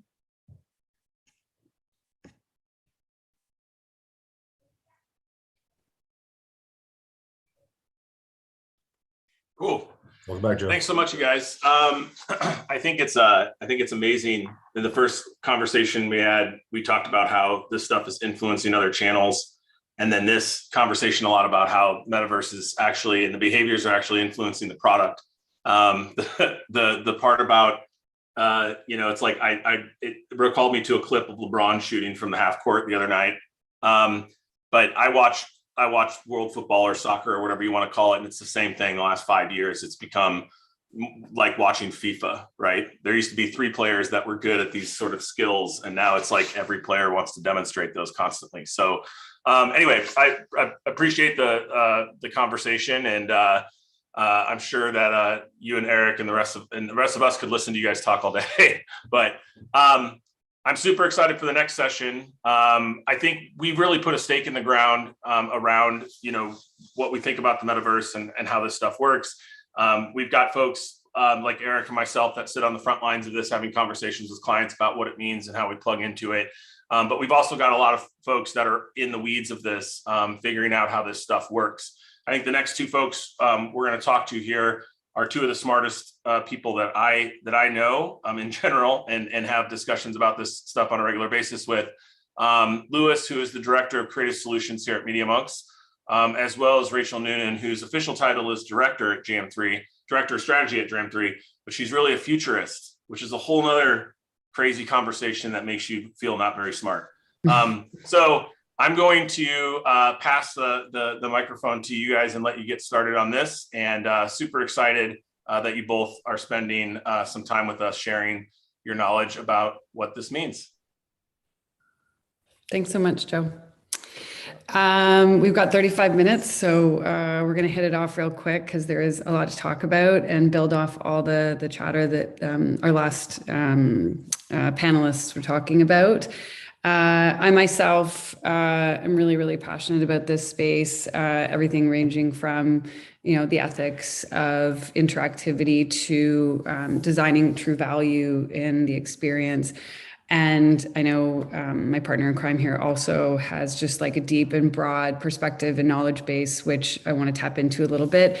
We want to talk about some specific things to really add value to the conversations happening. One is we're going to talk about like how actually we've gotten here, why we're here right now, this time, this place, in terms of the technology and the innovation that's gotten us here, the value to consumers and to the industry at large. We're going to talk about skilling up. So for you brand warriors out there, how do you make things feasible to actually build in this world and support your team as the growth happens? And then what you can do next in the here and now as the metaverse, the many metaverses continue to grow. So first and foremost, Lewis, I wanted to throw to you to chat a little bit about why now? So, we're approaching 2022. The pandemic has obviously accelerated technological innovation in some pretty significant ways, but why are we having this conversation now and not 2 years previous or 3 years from now? I wanted to get your thoughts on that. Yeah, I mean, again, without going too heavily into polymetallic materials or going heavily into microscopic level soldering, copper soldering, we're at a place that's a really fascinating, unique place where, because of, sorry, just charging my computer, when the pandemic started, we were at a gradual pace towards virtualization and towards the next real, to be honest, phase in our economies. Klaus Schwab talks a lot about the fourth industrial revolution, and really we were plodding towards that. But with the pandemic hitting and everybody shifting away from city centers and the focus shifting away from traditional work and the value of traditional work, digital economies and virtualized economies sprang up immediately. You look at, just for example, so I just moved out of New York City to get closer to the metaverse. I care more at this point about my proximity to data centers and to companies that are leaning into the metaverse. So I actually just moved to Raleigh, North Carolina, where Epic, Lenovo, and IBM and a couple other compute companies are based. But as that massive shift occurred, while we have problems with the supply chain in our physical economy, we don't have problems in our virtual economy. And so you look at this place where Moore's law has plateaued, and we're starting to get out of that as chipset manufacturers and semiconductor manufacturers determine new ways to solder and to get our chips smaller and smaller. But at the same time, we're at this cultural crux where you look at traditional media and you look at traditional types of consumption and virtualized forms of consumption, and the last panel talked a lot about games, are bigger and more normalized than anything else. You look at some of the events that have occurred in Fortnite in the last year, and without sounding too sacrilegious, those events which a person attends and they hold a controller, so they are present, they are engaging, they are piloting in that space. If you added up the number of people that attended to that and found a real world parallel, you would be looking at massive religious pilgrimages in terms of the physical scale. So the number of people that are engaging is massively changing, and you're getting a demographic shift where video game behavior and gaming is completely normalized. It's the sort of thing where I don't really remember a time where I didn't have interactions with video games. Some of my earliest memories are actually playing video games as a 4-year-old. And so that shift where things are normalized, and we have to think about technology as in a technology doesn't actually ever matter until it feels inevitable, until it feels natural. It's a great piece I saw recently as a last note on this, where a baby looks at a magazine today as a broken iPad. And that, without sounding too prosaic, is really meaningful, meaning that the expectation of interactivity and virtualization and engagement is set at birth now, or nearly at birth, as opposed to other forms of engagement where we look at our world differently is the base tier level. So you have this, this sort of influx of compute getting bigger, and then getting to a place where, quite frankly, the way we think and perceive is changing. The last note on that I'll say is, I read a study a couple of days ago, I think it was out of UCSD, where they were looking at the persistence of vision, which is the point at which, if you have a black card and a gray card and you spin it on a string, it's how cinema works. So that where it turns gray and where you're unable to perceive distinct frames. They've done recent studies on that, and the hertz, so the way at which people view, which is a hertz, for younger generations, so this is like 6 to 12 right now, is hitting somewhere in the range of upwards of 200 hertz, while people who are my age or older are looking at like much less, like 90 to 120. So that's the transformative shift. That's why this is occurring now. Well, and it's, there's a few things. One is, I mean, and we would discuss this, like we could have a whole technology talk, which I'd love to at a later date for sure. But the beautiful insight there and what you've articulated is really consumer need and drive, right? So you've got mass adoption, you've got scale, and with it, the technological systems have actually started to line up. And the delineation or distinction between, say, your Fortnite or tons of the massive global gaming communities. I mean, esports has trumped other sporting franchises around the world over the years to some pretty significant numbers. The interoperability or the connectivity between systems and that word presence, which the Facebook team has really, really leaned on in a significant way, trying to actually, to your point, almost meld the senses across platforms.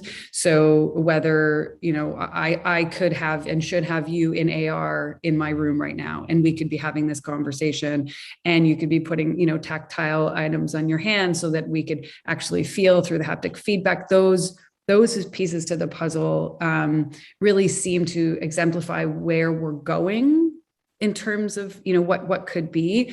Could you talk a little bit about where we are now, because there's so much hype, and which is good, especially if you're a brand looking for novelty or you're looking for interesting, fun promotions, which also moves the technology and the platforms forward. But could you expand a little bit on how you feel brands can do something meaningfully now? And I'll caveat this with, let's use the word authentically as a sidebar. It's just a precursor. Everybody knows it needs to be legit and authentic, right? Like this is like a heavily educated crew of peeps. Is there a way for us to help them imagine how they can do something interesting, like right now, right here with the technology? I mean, there's a very simplistic answer, and then I'll give a much better answer. The simplistic answer is stop making stuff that sucks, and stop making stuff that people don't want to engage in, and make stuff that people want to engage. I'll give a great example. So we worked with Ally Bank, who are a bank, and they said, we want to do a metaverse thing. We want to do something in gaming. And they pitched us some ideas, and it was cool. And at the time, I had been playing fairly addictively a debt simulator. It's called Animal Crossing. Those of you may have heard of it last year, where basically you go to this tropical island and this horrible raccoon puts you in debt as you build this island that you thought you were on vacation, but now you're in debt for days and days and days. And there's an actual stock market within and all this sort of stuff. And I said, hey, you're a bank. Why don't you come and give banking advice and act like a bank in Animal Crossing? Because instead of just being like, yo, I put a logo on the island, which is like cool. So like they actually provided a utility and exerted themselves as their existing brand within that space. And so when you create authenticity, look at utility, look at the ability to provide how you bring to the community, and also look at like, hey, is this something cool to engage? Don't just be a mayonnaise jar rolling around in Fortnite. Be something that is engaging, that is fascinating, and helps players power up or create a different way of looking at things. I think something that somebody said a lot earlier. So I mentioned one of my, I'll say two things on this. So one of my favorite early memories, there is a Doom mod that the cereal brand Chex came out with. It's called Chex Quest. And it is a spectacular game. It is an excellent game. And this was a brand who were like, this is like early 90s, we're going to do a video game thing. Let's make a Doom mod that's based on checks. Weird idea, absolutely rad, absolutely amazing. I have memories because I couldn't play Doom because I was too young to play Doom, according to my parents. But I have huge memories of playing Chex Quest, and that provided a space and that provided utility, and that was cool. I think the thing that somebody touched on in the last thing is for people where this is native and engaging and is a part of their day to day, it is real. It does create memories and it does create meaning. One of my favorite memories, so I've been in small spaces for the past 2 years and not able to meet people in person. One of my favorite memories is actually I started taking meetings very early on in the pandemic. I got really bored with video calls really early on and said, hey, I play video games. My clients are video game companies. Why don't we just play video games together? Be more fun. We can't do mini golf together. So like, or whatever I would normally do, like we're at CES, let's go ride go-karts or drive tanks or something. Let's play video games together. And I started with a couple of friends, and clients, we started experimenting. And one of my favorite client meetings I've ever had, I have this distinct memory where my client and I were like, we're going to ride across the map in Red Dead. And we're riding and it's awesome. And I start doing the sales talk about like, hey, we should work on this together. What are we going to do? And out of nowhere, a cougar comes out of the bushes and knocks me off my horse. I spin around, shoot my client in the face, game over. Very dramatic. And but the thing is so like when I see this person and I talk to this person now, that is my memory of that client. Yeah. And that is real and that is visceral. And it's something we reminisce on in the same way we would reminisce if we go to a barbecue together. And that's important. And when brands and companies start thinking about going into the metaverse and engaging in these spaces, think about making something that is actually meaningful and matters. Don't just smack a logo on. It's interesting because we built Complex Land, which was Complex Con's solution to a non-physical world we were living in. And this weekend we're going to Complex Land, which is the physical iteration of it. And I keep calling it Complex Land, and people keep reminding me that you're going into the physical world, which I'm excited about. But we've been thinking about how do the two converge in a valuable, interesting, badass kind of way, right? Where you're paying respect to the physical senses, but also enabling people to connect in a fun and really, really cool way in the digital space, which is a nice kind of segue in terms of what do we want? I would love your thoughts on, what does a near term, and I guess near term in this regard could be 5 years from now. What do we see as, I don't want to say a utopian, but maybe an idealized world for our clients where they've been able to harness the power of both while not forgetting the significance of each of them, right? Does that make sense? It does. I think the thing to remember is that, and without throwing shade here, every time someone has tried to launch an Olorama experience, it's failed quite poorly. And so replicating every single physical sense without some sort of matrix style brain jack is not gonna be a thing, really. And like, that's okay. And you're not feeling the neural net. You're not. I mean, hey man, I would be the first person to get a chip. Like, let's go. If it makes my life easier, if it means I don't have to see ads or things for things I don't like, let's go, like, and like, hey man, if I walk in a room and the lights set off to the right temperatures, my monitor, whatever, like, I'm for that. But at the same time, so we're about to hit the trough of disillusionment. If everybody follows the sort of chart of how things go, where it's always, I can't remember where we're at right now, but then there's like the valley of despair and then the trough of disillusionment and all these pretty heavy sort of like Tolkien-esque names for where people's expectations drop. We're about to go into that space. Now, what will happen is as things become more real and as things engage, it will improve and it will naturally get to a place where it becomes more intuitive. I don't know if anybody remembers like the first cell phones. and how garbage those were. And now they're an inherent part of our lives. And we start seeing the virtual merge with the physical. And it'll initially kick off in the B2B space. You know, you look at very distinctly, you look at where things get really interesting is with the plumbing of the metaverse, which is being built as we speak right now. Yeah. You start looking at, so NVIDIA are speaking about that heavily right now. All these sort of things require massive amounts of purpose-built, dedicated compute to really grow out. That's on its way, and that's happening. And as that builds up, and as our sort of B2B spaces get larger and larger, you very distinctly will see it grow, and it'll get better. I mean, I remember playing GoldenEye and N64 and thinking it was the coolest graphics in the entire world. and then I play it today, and I'm like, really? That's what I thought was cool? Spoiled rotten we are. It'll change. Yeah.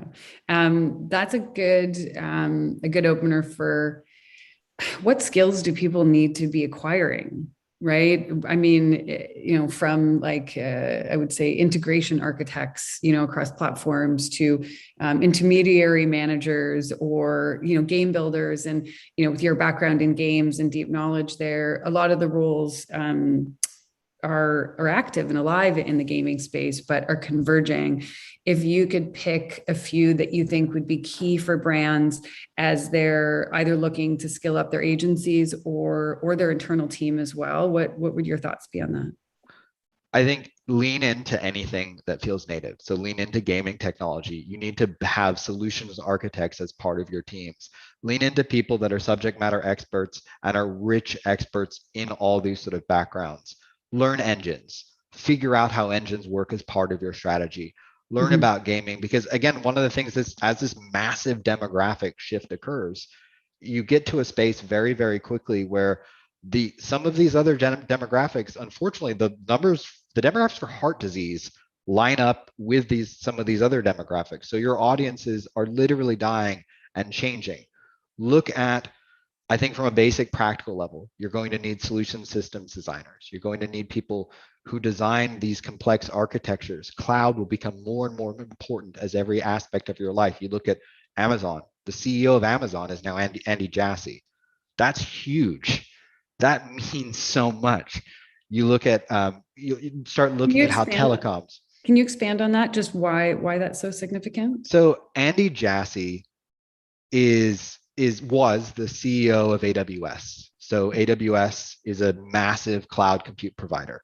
Yep. And when you look at the fact that Jeff Bezos, instead of replacing himself with a retail chief or somebody from another space, replaced himself with the head of AWS, that matters. That's huge. And that creates a transformative shift throughout the industry and throughout our worlds. I think that's where you start looking at cloud as well, start looking at how you engage in games overall, and then also start looking at where social will shift into these spaces and dialectically how to engage in a meaningful way with social. Would you happen to have an example perhaps of, you know, I'm going to make an assumption that Discord might be one of, you know, the top contenders in that regard in terms of just how they're positioned, anything that you think is pretty cool that Discord's been doing to kind of tap into that?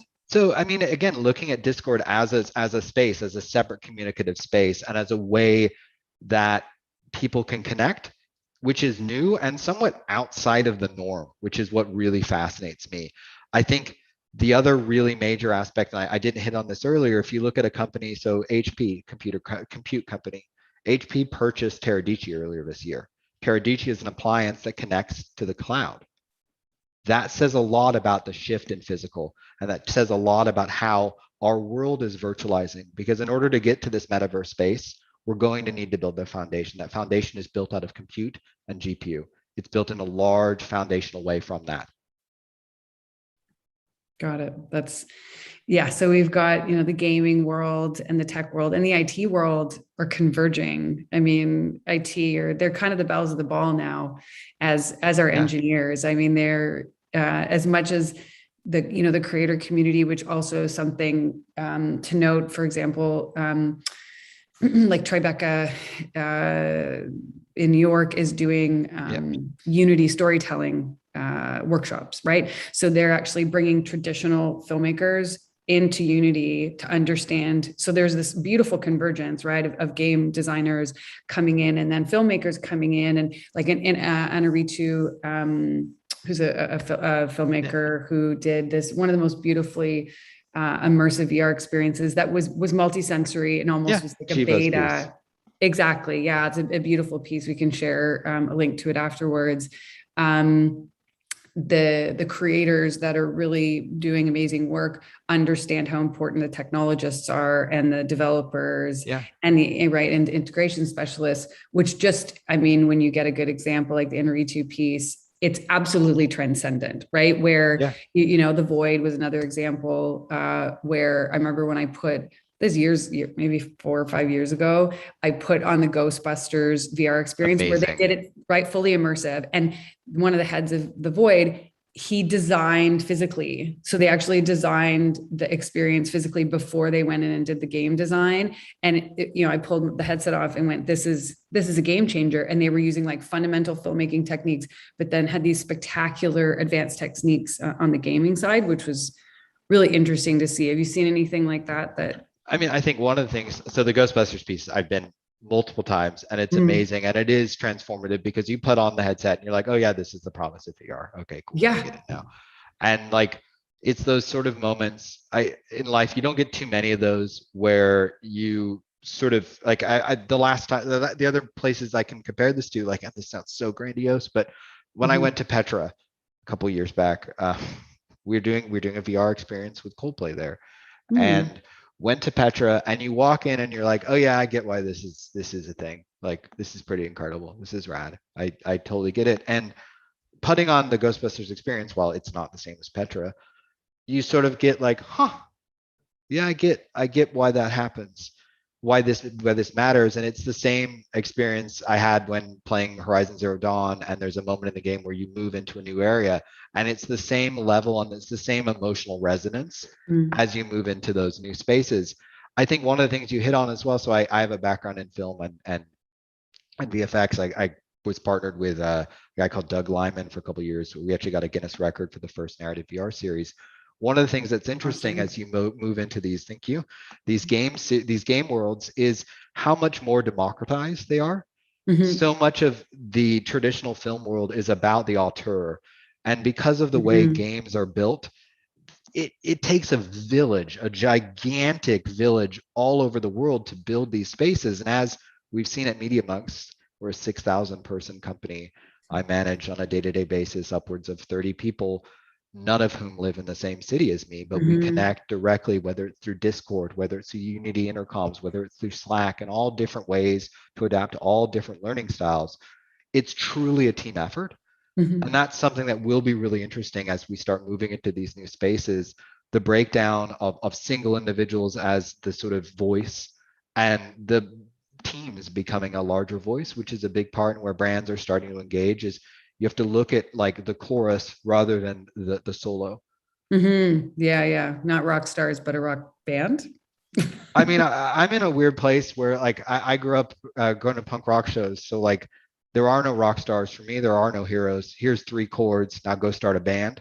And so much of this is like, go learn Unity, go learn Unreal. Now go make a video game. Yeah. And that's, if you're going to do something in this space, make something authentic, make something real. Don't just do it to do it. Do it because you want to engage it. There's so much stuff that, like, I mean, I work in advertising, and you see these commercials like, why did you do that? Nobody wants to watch that. And that's a problem. Yeah, it better be funny. That's all I have to say. Funny ones always get me. Or engaging. True. There's a question that weaves very nicely into this in terms of cultural shifts, and kind of buckets nicely in with values. Is there are some pretty significant cultural shifts, and especially that heavily plays into the metaverse and, you know, the underlying themes of blockchain and Ethereum and NFTs and the environmental implications of that. And sustainability is a massive one, especially from a consumer perspective and driving decisions.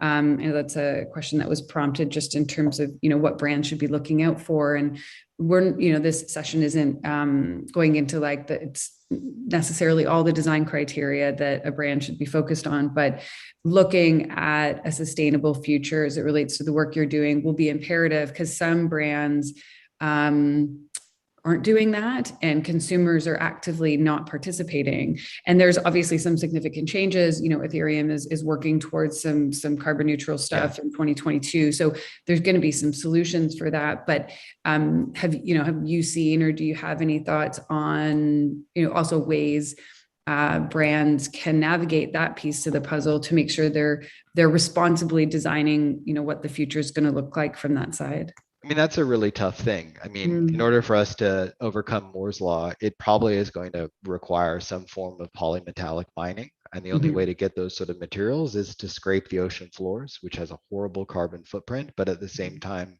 so does strip mining. And there are people with PhDs who are discussing this that don't have MFAs that perhaps will determine those sort of factors. I think that the sort of the environmental impact of NFTs is really, really problematic. But the environmental impact of, and I don't mean to sound contrarian, and I'm not trying to say lesser of two evils either, but when you look at the environmental impact of cars, of gas, of all that sort of stuff, it's very much all real. But I think if you look at some of the offsets that can be had by us creating smaller worlds and ways to connect within these work from home paradigms and within these metaverse paradigms where you're inherently burning less, I think there is a real meaningful thing. I think one thing I love, and somebody touched on this earlier, is as we're building a lot of these places, we're getting out of the LA, New York, San Francisco, London paradigm, where it's all the same 5 white dudes who went to the same 5 white private schools. And we're starting to find new voices and new places for new voices to engage. And also, like, so I lead one of the disability groups within our company, and there's so many possibilities there with adapting and creating a level playing field for people to engage and interact on. I think when brands lean in, I think authenticity is what is going to come back every single time. And then awareness of how your footprint works. And there are ways to work with a lot of the providers I've mentioned to look at carbon offsets, to look at all those sort of things where you can be more conscious because you're dealing with electricity rather than oil in a lot of cases. I think in terms of the transformative shift as a cultural piece, I do see a potential future where, because of us being able to connect on a more level playing field, and because the access becomes more democratic, I do see some really interesting cultural shifts going. I mean, I was kidding earlier, like, but you know, the Ramones are one of my favorite bands, and they're 3 dudes from Queens that got together and play some of the greatest music in the world, and none of them can play their own instruments. And when you look at some of the amazing video games that are coming out, they're coming out from creators who are not native video game makers. And that's meaningful and that's important. I think as brands engage, looking at ways to tell stories in different ways and authentic ways is where I would lean. I love some of the work that the film festivals are doing, like Tribeca. Lauren Hammond is doing amazing work over there, reaching out to different communities. I think Unreal is doing incredible work with education and bringing people in. I mean, that's the thing that's crazy. Unreal's free.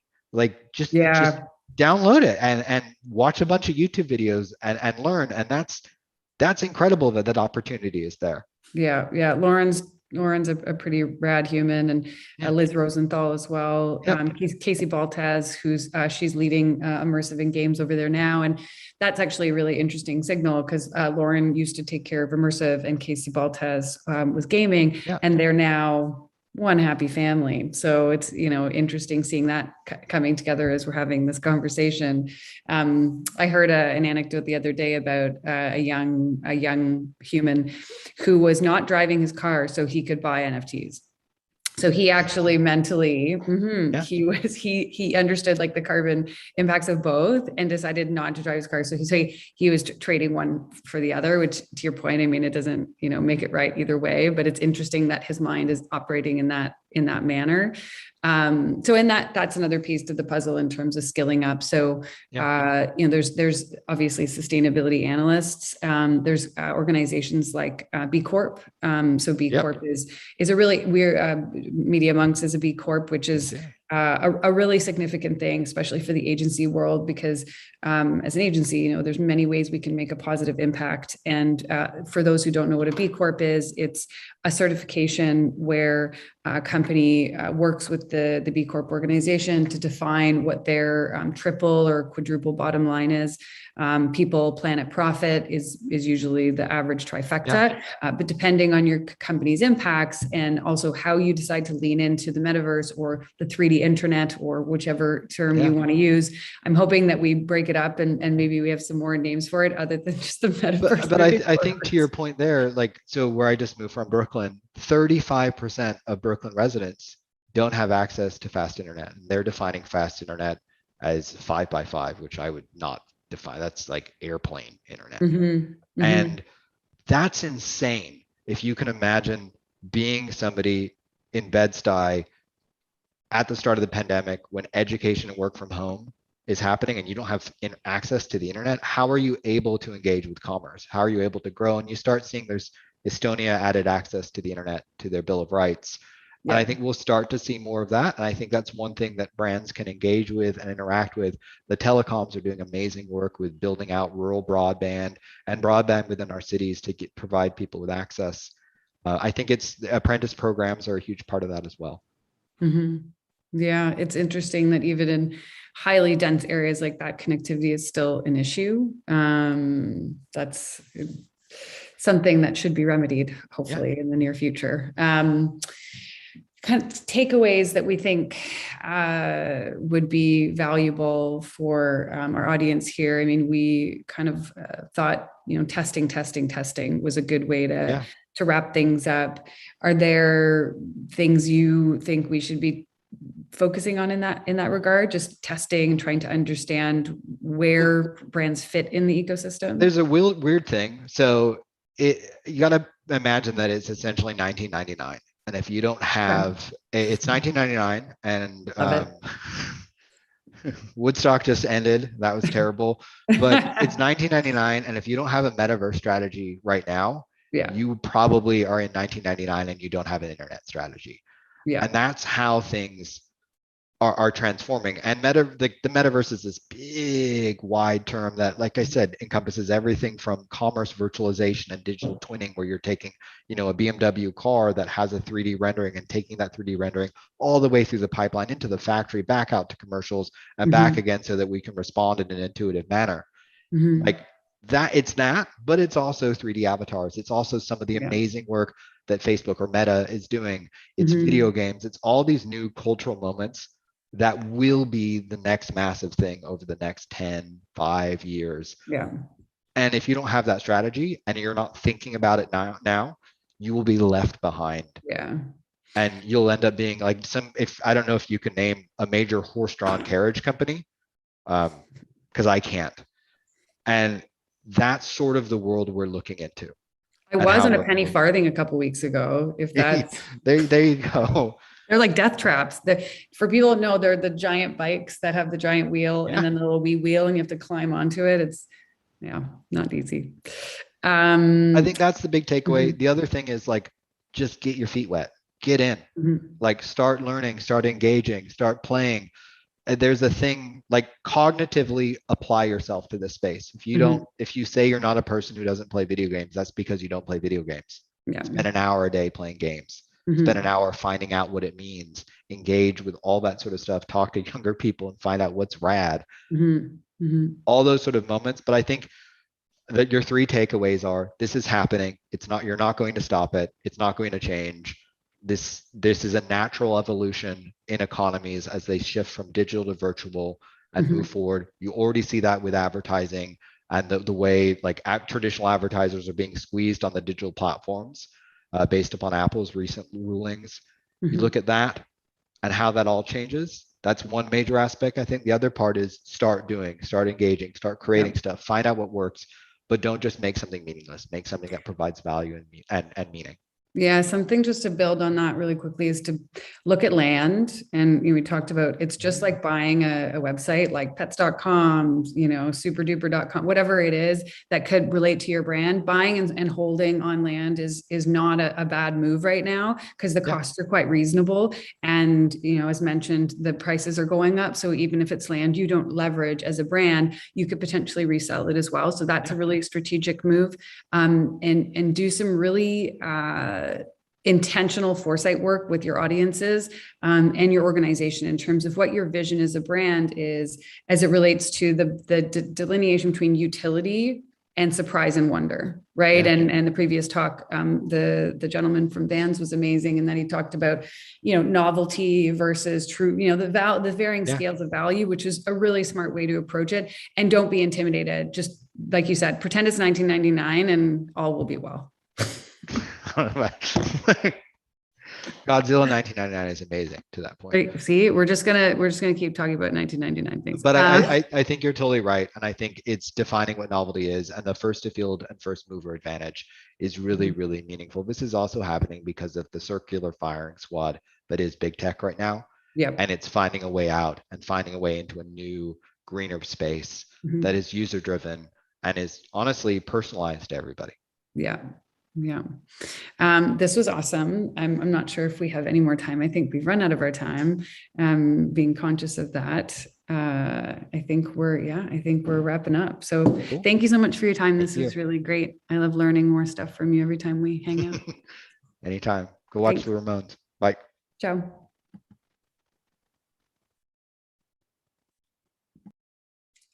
Thank you so much for that. I think the rock band versus rock stars comment was super fun. I also think, it's funny, we talk about like the back end of this thing and measuring adoption and the technology and that kind of thing. I don't know if it was yesterday or the day before, there was an article that came out that said Microsoft overtook Apple as the most valuable company in the world, quote unquote.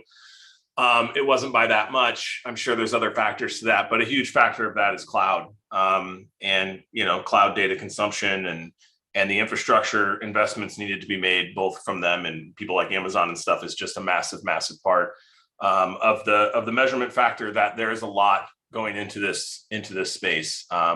So appreciate that conversation. For our final session of the day, I'm super excited to bring Zena Koda, who's the Senior Director of Digital Brand Management at North Face, to the stage. Zena is going to be chatting with Ted Chung, who's the founder and chairman of Cashmere, an award-winning lifestyle marketing agency that we just became formally better than friends with. So I'm super excited that both of you made time to have a chat today about the metaverse and what it means. And I know we're also super there on time and everyone's got things to do. So I'm going to just immediately turn this over to you guys and let you get after it. Great. Thank you, Joe. Yeah. And Zena, great to see you. You too, Ted. So, in kind of watching the discussions that have been happening in the, versed in the metaverse section, I think that there were, things you and I have discussed over the past week that would be great to get your perspective on, right? In your work in fashion and culture and at North Face, and maybe drill in a little bit more there, right? Because I think a lot of ground has been covered. So maybe we just start with, this notion that you and I talked about that, fashion is an interesting space that is quickly gravitated towards NFTs and the metaverse, because as you and I discussed, it's very much based on the premise of, scarcity, right? Like Rolex purposefully makes announcements, as they did recently, that they're not going to be able to make as many watches as usual, which, this notion of scarcity and unavailability increases their value proposition. And we've seen this in the world of fashion. So maybe just to get your first perspective on the lay of the land of like, what have you seen brands in fashion do? What have they done so far, whether it's NFT related, metaverse related, and who's sort of done it right? Has anyone done it wrong? There's a lot of levels to this. So I love that we're unpacking all the different nuances. In general, we're coming out of a really crazy time where, many different brands have different speeds of working. There's different parameters that you need to kind of walk through in order to execute anything. I think that one of the really interesting things is each retail brand and luxury brand and all of these brands that are starting to walk into the space have different aims, motivations, different ways of working that have to be considered in these types of spaces. And one of the questions, like when I'm talking through the team and just kind of thinking through like what is the right direction for us to go in the space, especially because we are an outdoor company at its heart and want people to get outside and want to bring and accelerate utilities that are going to allow us to kind of converge those needs. Like Nick was talking about, finding things that are just not novelty, finding things that are actually going to be of a utility to what our brand ethos and what our brand stands for. There are a lot of questions that you have to ask and think through a lot of the implications and, kind of issues that may come up with some of this new technology. We're all learning as we go, right? When I think to my background coming from the entertainment and music industry, we were in this game way, way ahead of time. And even then we were probably late to the game in terms of the tech, in the tech space. Thinking of Fortnite and some of the technologies that really help to make it more of a viable option, creating, again, that scarcity, exclusivity, inspires me in the work that I'm doing now at the North Face to also think, well, how can we make and scale and leverage that ethos to make it brand right? And I think that we're not the only brand kind of thinking through some of those challenges, because there are a lot of just implications and pieces. Like I know one thing that we talked about was the environmental piece, right? When you're unpacking kind of, the thought of blockchain and the energy implications there, as a company that like stands behind sustainability, is working towards an eventual net zero and really trying to get all of those things in place. It's a problem. It's something you actually have to think through, because it could be a PR crisis immediately. And also it's just not what we're trying to do. So in kind of the things that I'm considering in the future, really have to also think through, how are we working through offsets? How are we thinking through some of those issues? Is it the right thing? Is it the wrong thing? Are there other alternatives, right? It's really taking all those things in consideration, and not, at least from our point of view as an established brand, as something that really, we have to think through a lot of those different pieces.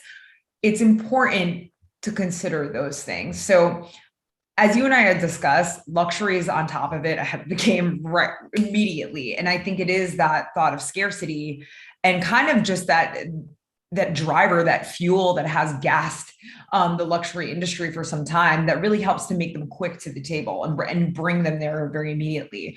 But other companies definitely have to start dipping a toe. So you've seen some of the stuff that we did, obviously, around the Gucci collaboration, I believe it was last year, to kind of like build through Niantic's utility with Pokemon Go and pieces like that I think companies that align with our ethos, like actually let's get outside, let's do something that's going to bring people in real life. And we're seeing that actually kind of trickle down in the e-commerce space as well. In other places, there's just so much opportunity there to connect those different bridges. And those are things that we, from a starting point, and just every company in general is probably thinking through, how do we both make this a buzzworthy, interesting moment, but also how do we then connect it to the possibility to then bring in revenue in a legitimate way that's also not going to be thirsty or kind of like off-brand for you.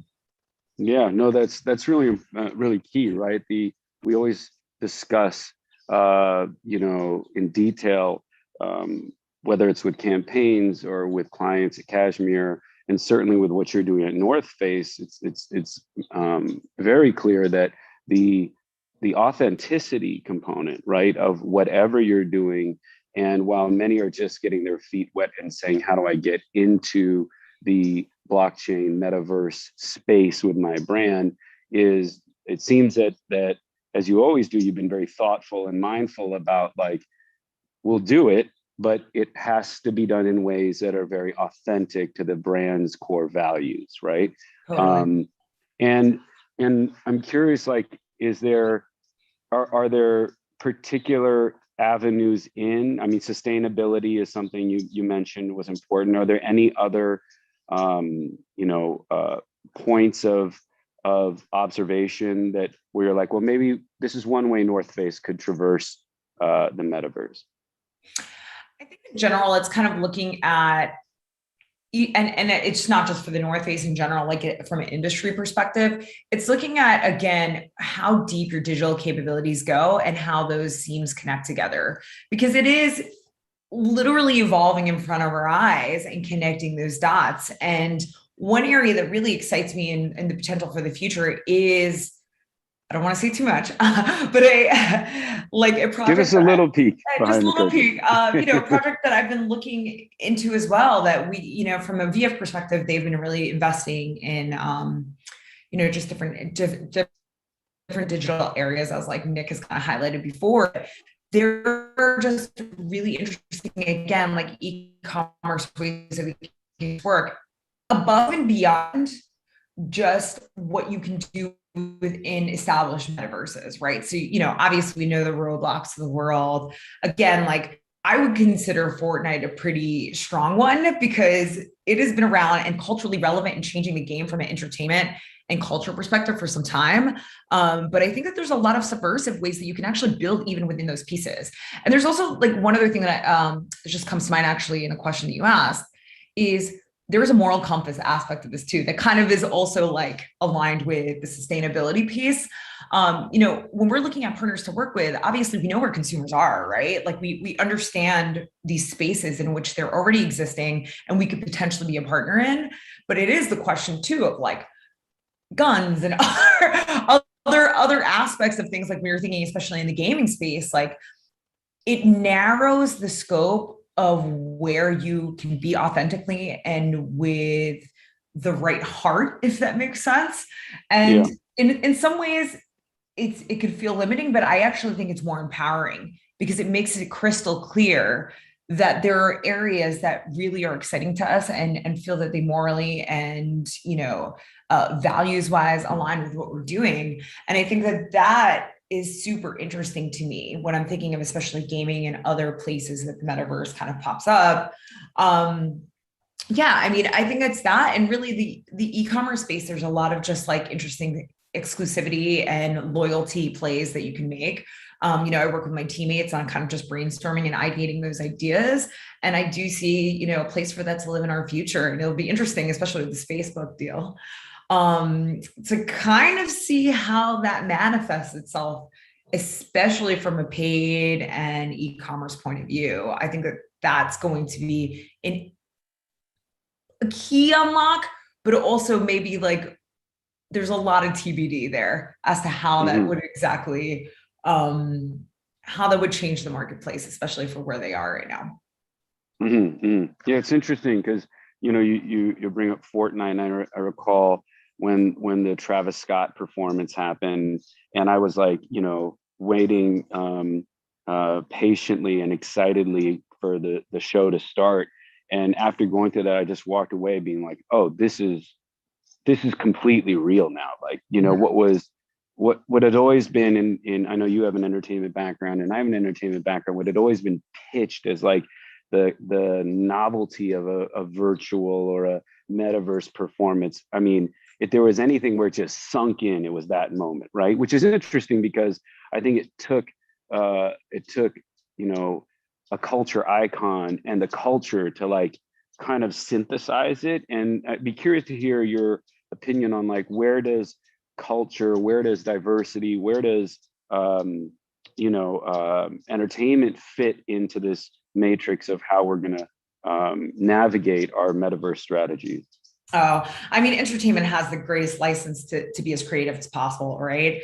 That's the beauty and the daunting task of when you work in the entertainment industry, right? You can really take it any way possible. And I would agree. I mean, I remember like my time, and it wasn't that long ago, we would, be pitching like these huge moments. And there was an insane thirst and exclusivity to that, even for like top tier artists, right? So like when you're thinking about those universes, it's really built a lot of stock up on that exclusivity. And I think that it only gets deeper, right? And there's a really exciting opportunity. I'm really lit up by companies like Niantic that are creating this interesting scalable kind of technology for brands to dive into and just other partners to dive into, which allows people to take that again in real life and virtual world piece and connect them together. And like you see that through all the incredible work they've done over the years in Pokemon Go, because I do think that it opens up an interesting door for entertainment, music, sports is another huge area that I think could really benefit from kind of converging some of these things. And again, like all areas that are pretty innovative in their own right, because they have to be, right? Like it's completely evolving and you're reaching fans where they exist. But I think there could be some really interesting opportunities, especially at festivals and finding ways for us to get back in real life, but also create a little bit of that interactivity that was dying out a bit before the pandemic, right? Like you go to a festival, there's kind of a cool experience, you take a photo, right? You post it online. And that was kind of like, maybe it's very personal to me because I've done that myself. That was kind of like your experience at a festival. Then you see the music and then it's over, right? I mean, it's been a few years since the Tupac, the Tupac hologram, right? We haven't really seen a ton of like interesting, innovative work there. So I do think as we continue on and real life starts to open up again, this notion of the metaverse being more mainstream and these capabilities to actually bring AR and other different places to the real world will help to really connect in an interesting way. And I think like, again, bringing those virtual experiences to real life experiences will help to make it even richer. And honestly, they kind of bridge, it's getting creepier, right? It's getting to the robotic universe where we're bridging that gap between both of those worlds in a way that feels less sci-fi, right? It actually feels utilitarian and useful. And I'll be stoked to see. I think that festivals are a really good place, an interesting place to start that kind of work and, just offer premiums through that.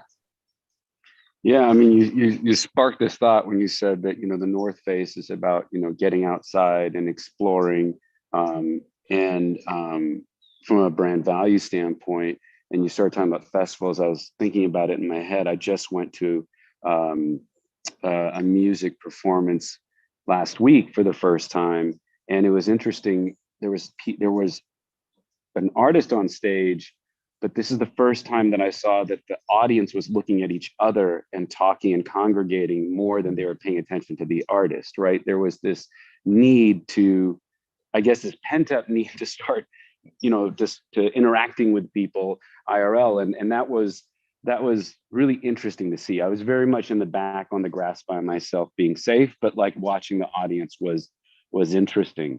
But it also bodes to like the fact that like as challenging as it is to get to some of these destinations, to explore the outdoors, I could see how like then the metaverse would bridge that gap for many people right now, right? Which could be interesting for how you guys are looking at it at the North Face. When you think about like hiking on a trail, for instance, we're both in LA now. So you're hiking on, a little bit more remote than Runyon, right? But somewhere like in the Malibu Hills. And you think about it, there's so many opportunities that are unlocked through these capabilities that allow you to create virtual experiences that don't require a lot of setup and also environmentally friendly, right? Keeping in that sustainability and conscious area, because we have done work over the years. And I see a question here about, marketing dollars. It's like, we're always thinking about our values. Our values really drive a lot of what we do from the marketing end, right? So we're not going to do something that's going to compromise that, which does make it difficult for an area like this where we have to really kind of think through those checks and balances a bit more. But again, it narrows your focus and makes it sharper so that you're really clear on what you're trying to get out of it. And also there's a lot of, test and learn. So say you're on the trail, right? We're walking down the trail and we were able to unlock different experiences through that AR technology or, through a metaverse that we're building or building it into something else like a PokeGo, there's just so many cool things that can be unlocked and you can create an actual game for people in real life through those opportunities.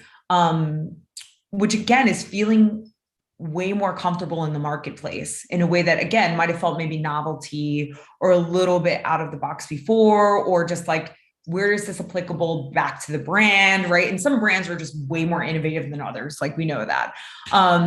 But there is really this interesting like real life utility in both above and beyond just even that e-commerce space, like just creating experiences in real life that come to life through real life. And that's definitely the uniqueness of this time. Like it is truly meta when you think about the definition of it. Like you're really just creating these things that are truly in the space that they live.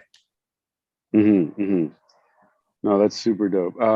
I think it'd be good to get your thoughts on, you just said the word, and I know it's come up a few times during these talks, but what is your perspective on what it means for the name announcement with Facebook? What is that signaling? I know that there's been critics of it and memes online, but I'm just saying in general from an industry perspective, right? What is that signaling for us? Oh, Facebook is an interesting place for me on a personal level and professional level. Like obviously there are so many different tentacles that it reaches out to, because it's above and beyond just Facebook, right? Or Meta. At this point, I mean, literally I signed on to Instagram today and I was like, wow, the branding is done. It's there. Like there was no incubation period. And I mean, you almost got to respect that about Facebook, how quickly they go in, they figure it out and they go in, but it does make you question why other things can't happen, right? As quickly. So there is Facebook. I don't envy the position that they're in, right? It is not an easy one. And when you're older, but still big and what literally the biggest, you kind of think to yourself, like, what is next, right? So it would be odd if they didn't go through this other than, doing acquisitions and all these other things that I've been doing for years and kind of building a bit of a monopoly over that space. Like, I'm not shocked by this at all, but reading some of the criticisms, it does crack me up because it really does go back to a bit of like the controversy that Zuckerberg was under in the first place, right? Kind of stealing these other ideas that people have really built and crowdsourced and invested in for some time, which again, when you get the check, it's pretty easy to do that, right? But I am curious if your grandmother who's on Facebook, right, will understand how that exactly applies to her generation. And it will be an interesting evolution to see, will they be able to actually make it more common language and bring it to a completely different subset of people who are literally mind blown? Are they really the catalyst to that change and breaking that innovative piece with audiences that may not be as hip as us to some of these concepts? TBD, right? And I think they've tried a lot of different utilities over the last years that have like really started kind of ramping up to this, like the gaming piece. You think about even like the selling marketplace, like that is another piece that's very interesting and could have like a meta application. They've been in, Facebook Watch and in video for a minute. So even shopping on IG, how many things I've bought on IG recently? Like in the past 2 years, it's crazy, right? Like I would never assume that would be a place I'd be able to so fluidly just look at something and be like, that interests me, and just purchase it quickly. S-commerce has been bubbling for years, but I mean, we're all victim to it, right? And if anything, the pandemic showed us, like, show me something fun, good, and DIY, and we're ready to buy it, right? And if you give me one click, it's a wrap, right? You've got my $50 and you'll be getting probably like 20 more of my $50 purchases. So I don't take for granted the fact that everything they do is a test and learn. And I do think that they've been gathering this intel and information for some time. I mean, we're giving it to them literally. And it will be interesting to see how this move culturally shifts the way that people interact, again, from all different generations. and it will, and I really I'm super curious to see if we look back in 2 years, will it stick, right? Because they've also, and it's not just them, they're, every social network that has evolved has thrown something to the universe that doesn't stick, right? That just doesn't work out for them. But again, test and learn, you get intel, you figure out how to make it better. And it's an 24 hours, 365 days a year job that they're using machine learning on. And like, when we think of, again, those sci-fi movies that we may have watched as kids, we're entering that time period, right? We're really entering a time period where machine learning and bringing us to a different universe, aka this metaverse, right, is becoming more of a reality that interseams into our everyday lives. So curious, we'll have to see how it all pans out, right? Yeah, and I see a question that came up that I think is interesting, since it sounds like we've been talking about purchasing things on Facebook's robust platforms. But at the North Face or at other companies, what have you seen as far as the trends of organizational structure or interaction between marketing and e-commerce, right? Like, how are those two divisions now becoming one? Are they getting closer, or what is the connective tissue now? Definitely getting closer. And I think it's a consideration across both sides, right? Whereas maybe it was a bit of church and state in the past. And I'm very privy to it because I also oversee social, where it's like, you see everything through social. You see customer service reactions, you see obviously brand marketing reactions, you see just overall customer sentiment for the brand. I think that it becomes more important than ever for heads of those different functions to really think through both of the implications for both sides. Whereas like traditionally, a lot of these companies are shaped like, here's the internet team, right? Like, and here's kind of the brand marketing team. And there's just all of these different divisions that are kind of remnants of the past, where companies have to be much more nimble and real time with how they're reshaping these teams. Even for us, it's reshaped over the last 2 years that I've been here. And if we're doing it right, we'll continue to evolve and converge some of these different, kind of thought patterns and calendars and just ways of working together. Again, like, I'm constantly thinking through S-commerce and how we can be 1 click, 2 clicks, right? Again, from a traditional brand marketing point of view, may not necessarily need to be an objective, but I'm a consumer. And you're a consumer, and we're all thinking through what is consumer behavior, what is consumer, point of view, like what is the best way for us to penetrate the market through our consumers and also connect with them in a real, authentic way. And I think that really using that as kind of a driver across all of these different functions helps us to better converge those needs together, and also think through problems and troubleshoot and figure out different ways that we could be leveraging our best content and just doing this better. I mean, we're all learning as we go, because this is a whole new universe, right? Like, you don't go to college, you go to college to study maybe the ethical background or just kind of the structural background of how marketing works and your funnels, which on a personal level, I'm not the biggest funnel fan, but I just think the funnel doesn't exist in the same way today. But I think that challenging those notions and consistently learning and consistently sharing information and pushing the boundaries is the best way for teams to kind of figure out what is the structure that works for you, what are remnants of the past, and what are ways that we can evolve that are going to help us to think of the marketplace 5 years from now. Yeah, I mean, that funnel or timeline, which, could traditionally be seen as product manufacturing, then marketing, and then, and product manufacturing, sales, marketing, and then social, and then media, whatever it might be. It's almost like with even clients we've seen for the past 5 years, they've totally reorganized their structures, where it's that team leaders on each of these have to be involved from the very beginning, right? Because they have to have line of sight into each other's core functions in order to really take advantage of that 1-click moment you're talking about, right? Otherwise, you're totally dysfunctional. Totally. And I think the interesting thing about digital is it's both a year from now, and it's today, and it's 1 hour from now, and it's this very moment, right? It is the area that literally hits every piece of the timeline, and each piece of the timeline has its value.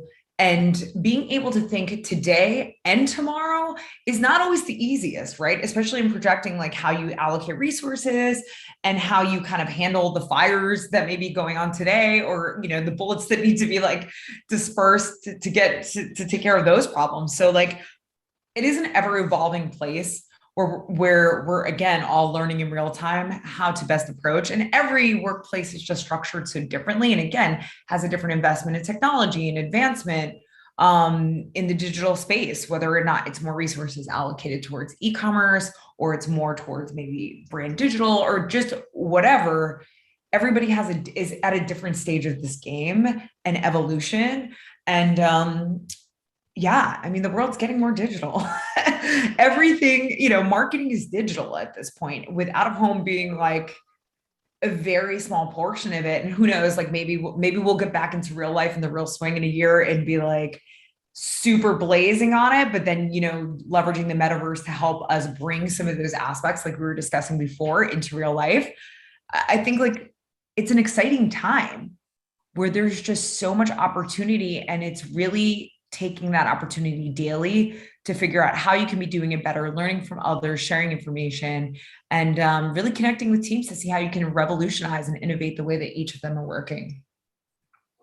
I was had a conversation yesterday with a friend, and was mentioning that we were going to do this call together, this fireside chat together, and you know, the subject came up of like, okay, could we have gotten here without all the things that have happened to us over the past few years, but most importantly, you know, the leaping over the obstacle of and fast forwarding our connectivity globally, right? And speaking more frequently, and having the opportunity to do the virtual conferences and communications with people everywhere, right? And how much of that feeds into the sort of global community pushing this acceleration of the development of everything from blockchain, NFT, metaverse, et cetera.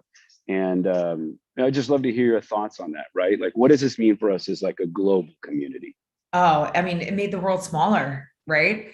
It's both smaller and bigger all in one. I mean, we had to be hyper connected in ways that we never had to before. I mean, hyper connected to the person who lives down the street, and then the person who lives in Japan, right? It really has, to your point, kind of brought us into one world in a way that didn't necessarily feel as cohesive before.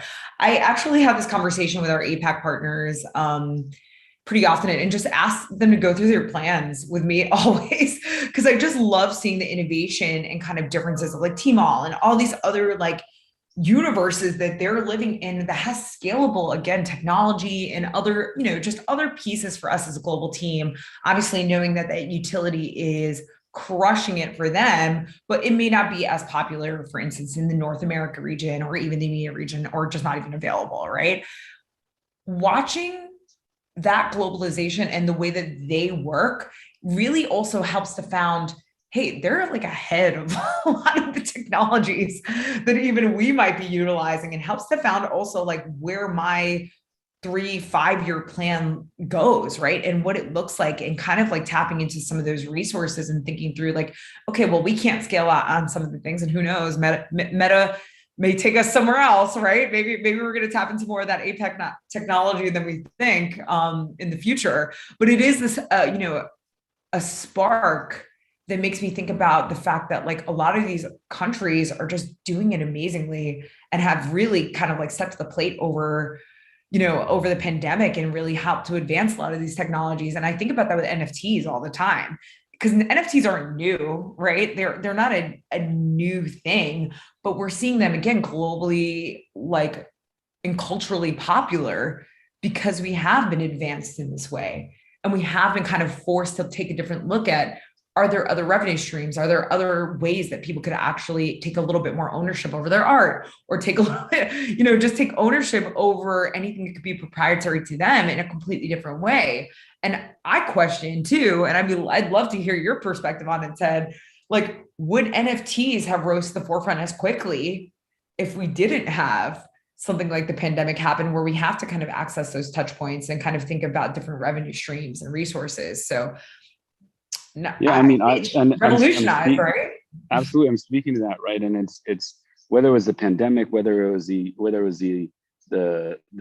widespread use of Zoom, whatever it was, I think our global network as individuals certainly increased over the past 2-3 years, right? For many reasons, and what were, to your point, where NFTs aren't a new thing, but what were micro communities that maybe in Japan, in China, in the US, in a country in Africa, even though there were micro communities that were behind the notion and the proposition of NFTs, it took that global community then to speak more often and gain critical mass as one consolidated group and tribe to say, like, let's push this to the forefront, right? And I think that's the power of and what's interesting to me about the metaverse is that, like, in many ways, this is also a tributary effect of that, which is metaverse are going to be places where,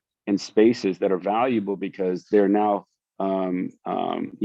locations where people from around the world who normally wouldn't be able to have something to own together can own something in a place with people that have a similar mind share or a similar purpose or similar values.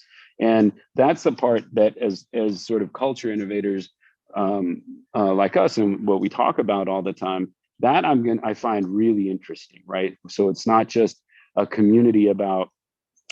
communities because you like one genre of music. It's communities that, like, I like this kind of music, but I like it at this tempo, and I like it said in this language, and I like that music when I'm eating this kind of food. It gets very particular, and those are small communities in one country, but when you aggregate around the world, there's so many more of a pool of individuals to pull together under someone who shares a lot of similar values as you, that gets very specific. And I think that'll be interesting to see how it manifests. That specificity is so real. I mean, it's the reason why a lot of people have kind of like been drawn to TikTok when you think about it too, because you think there's nobody in the world like me.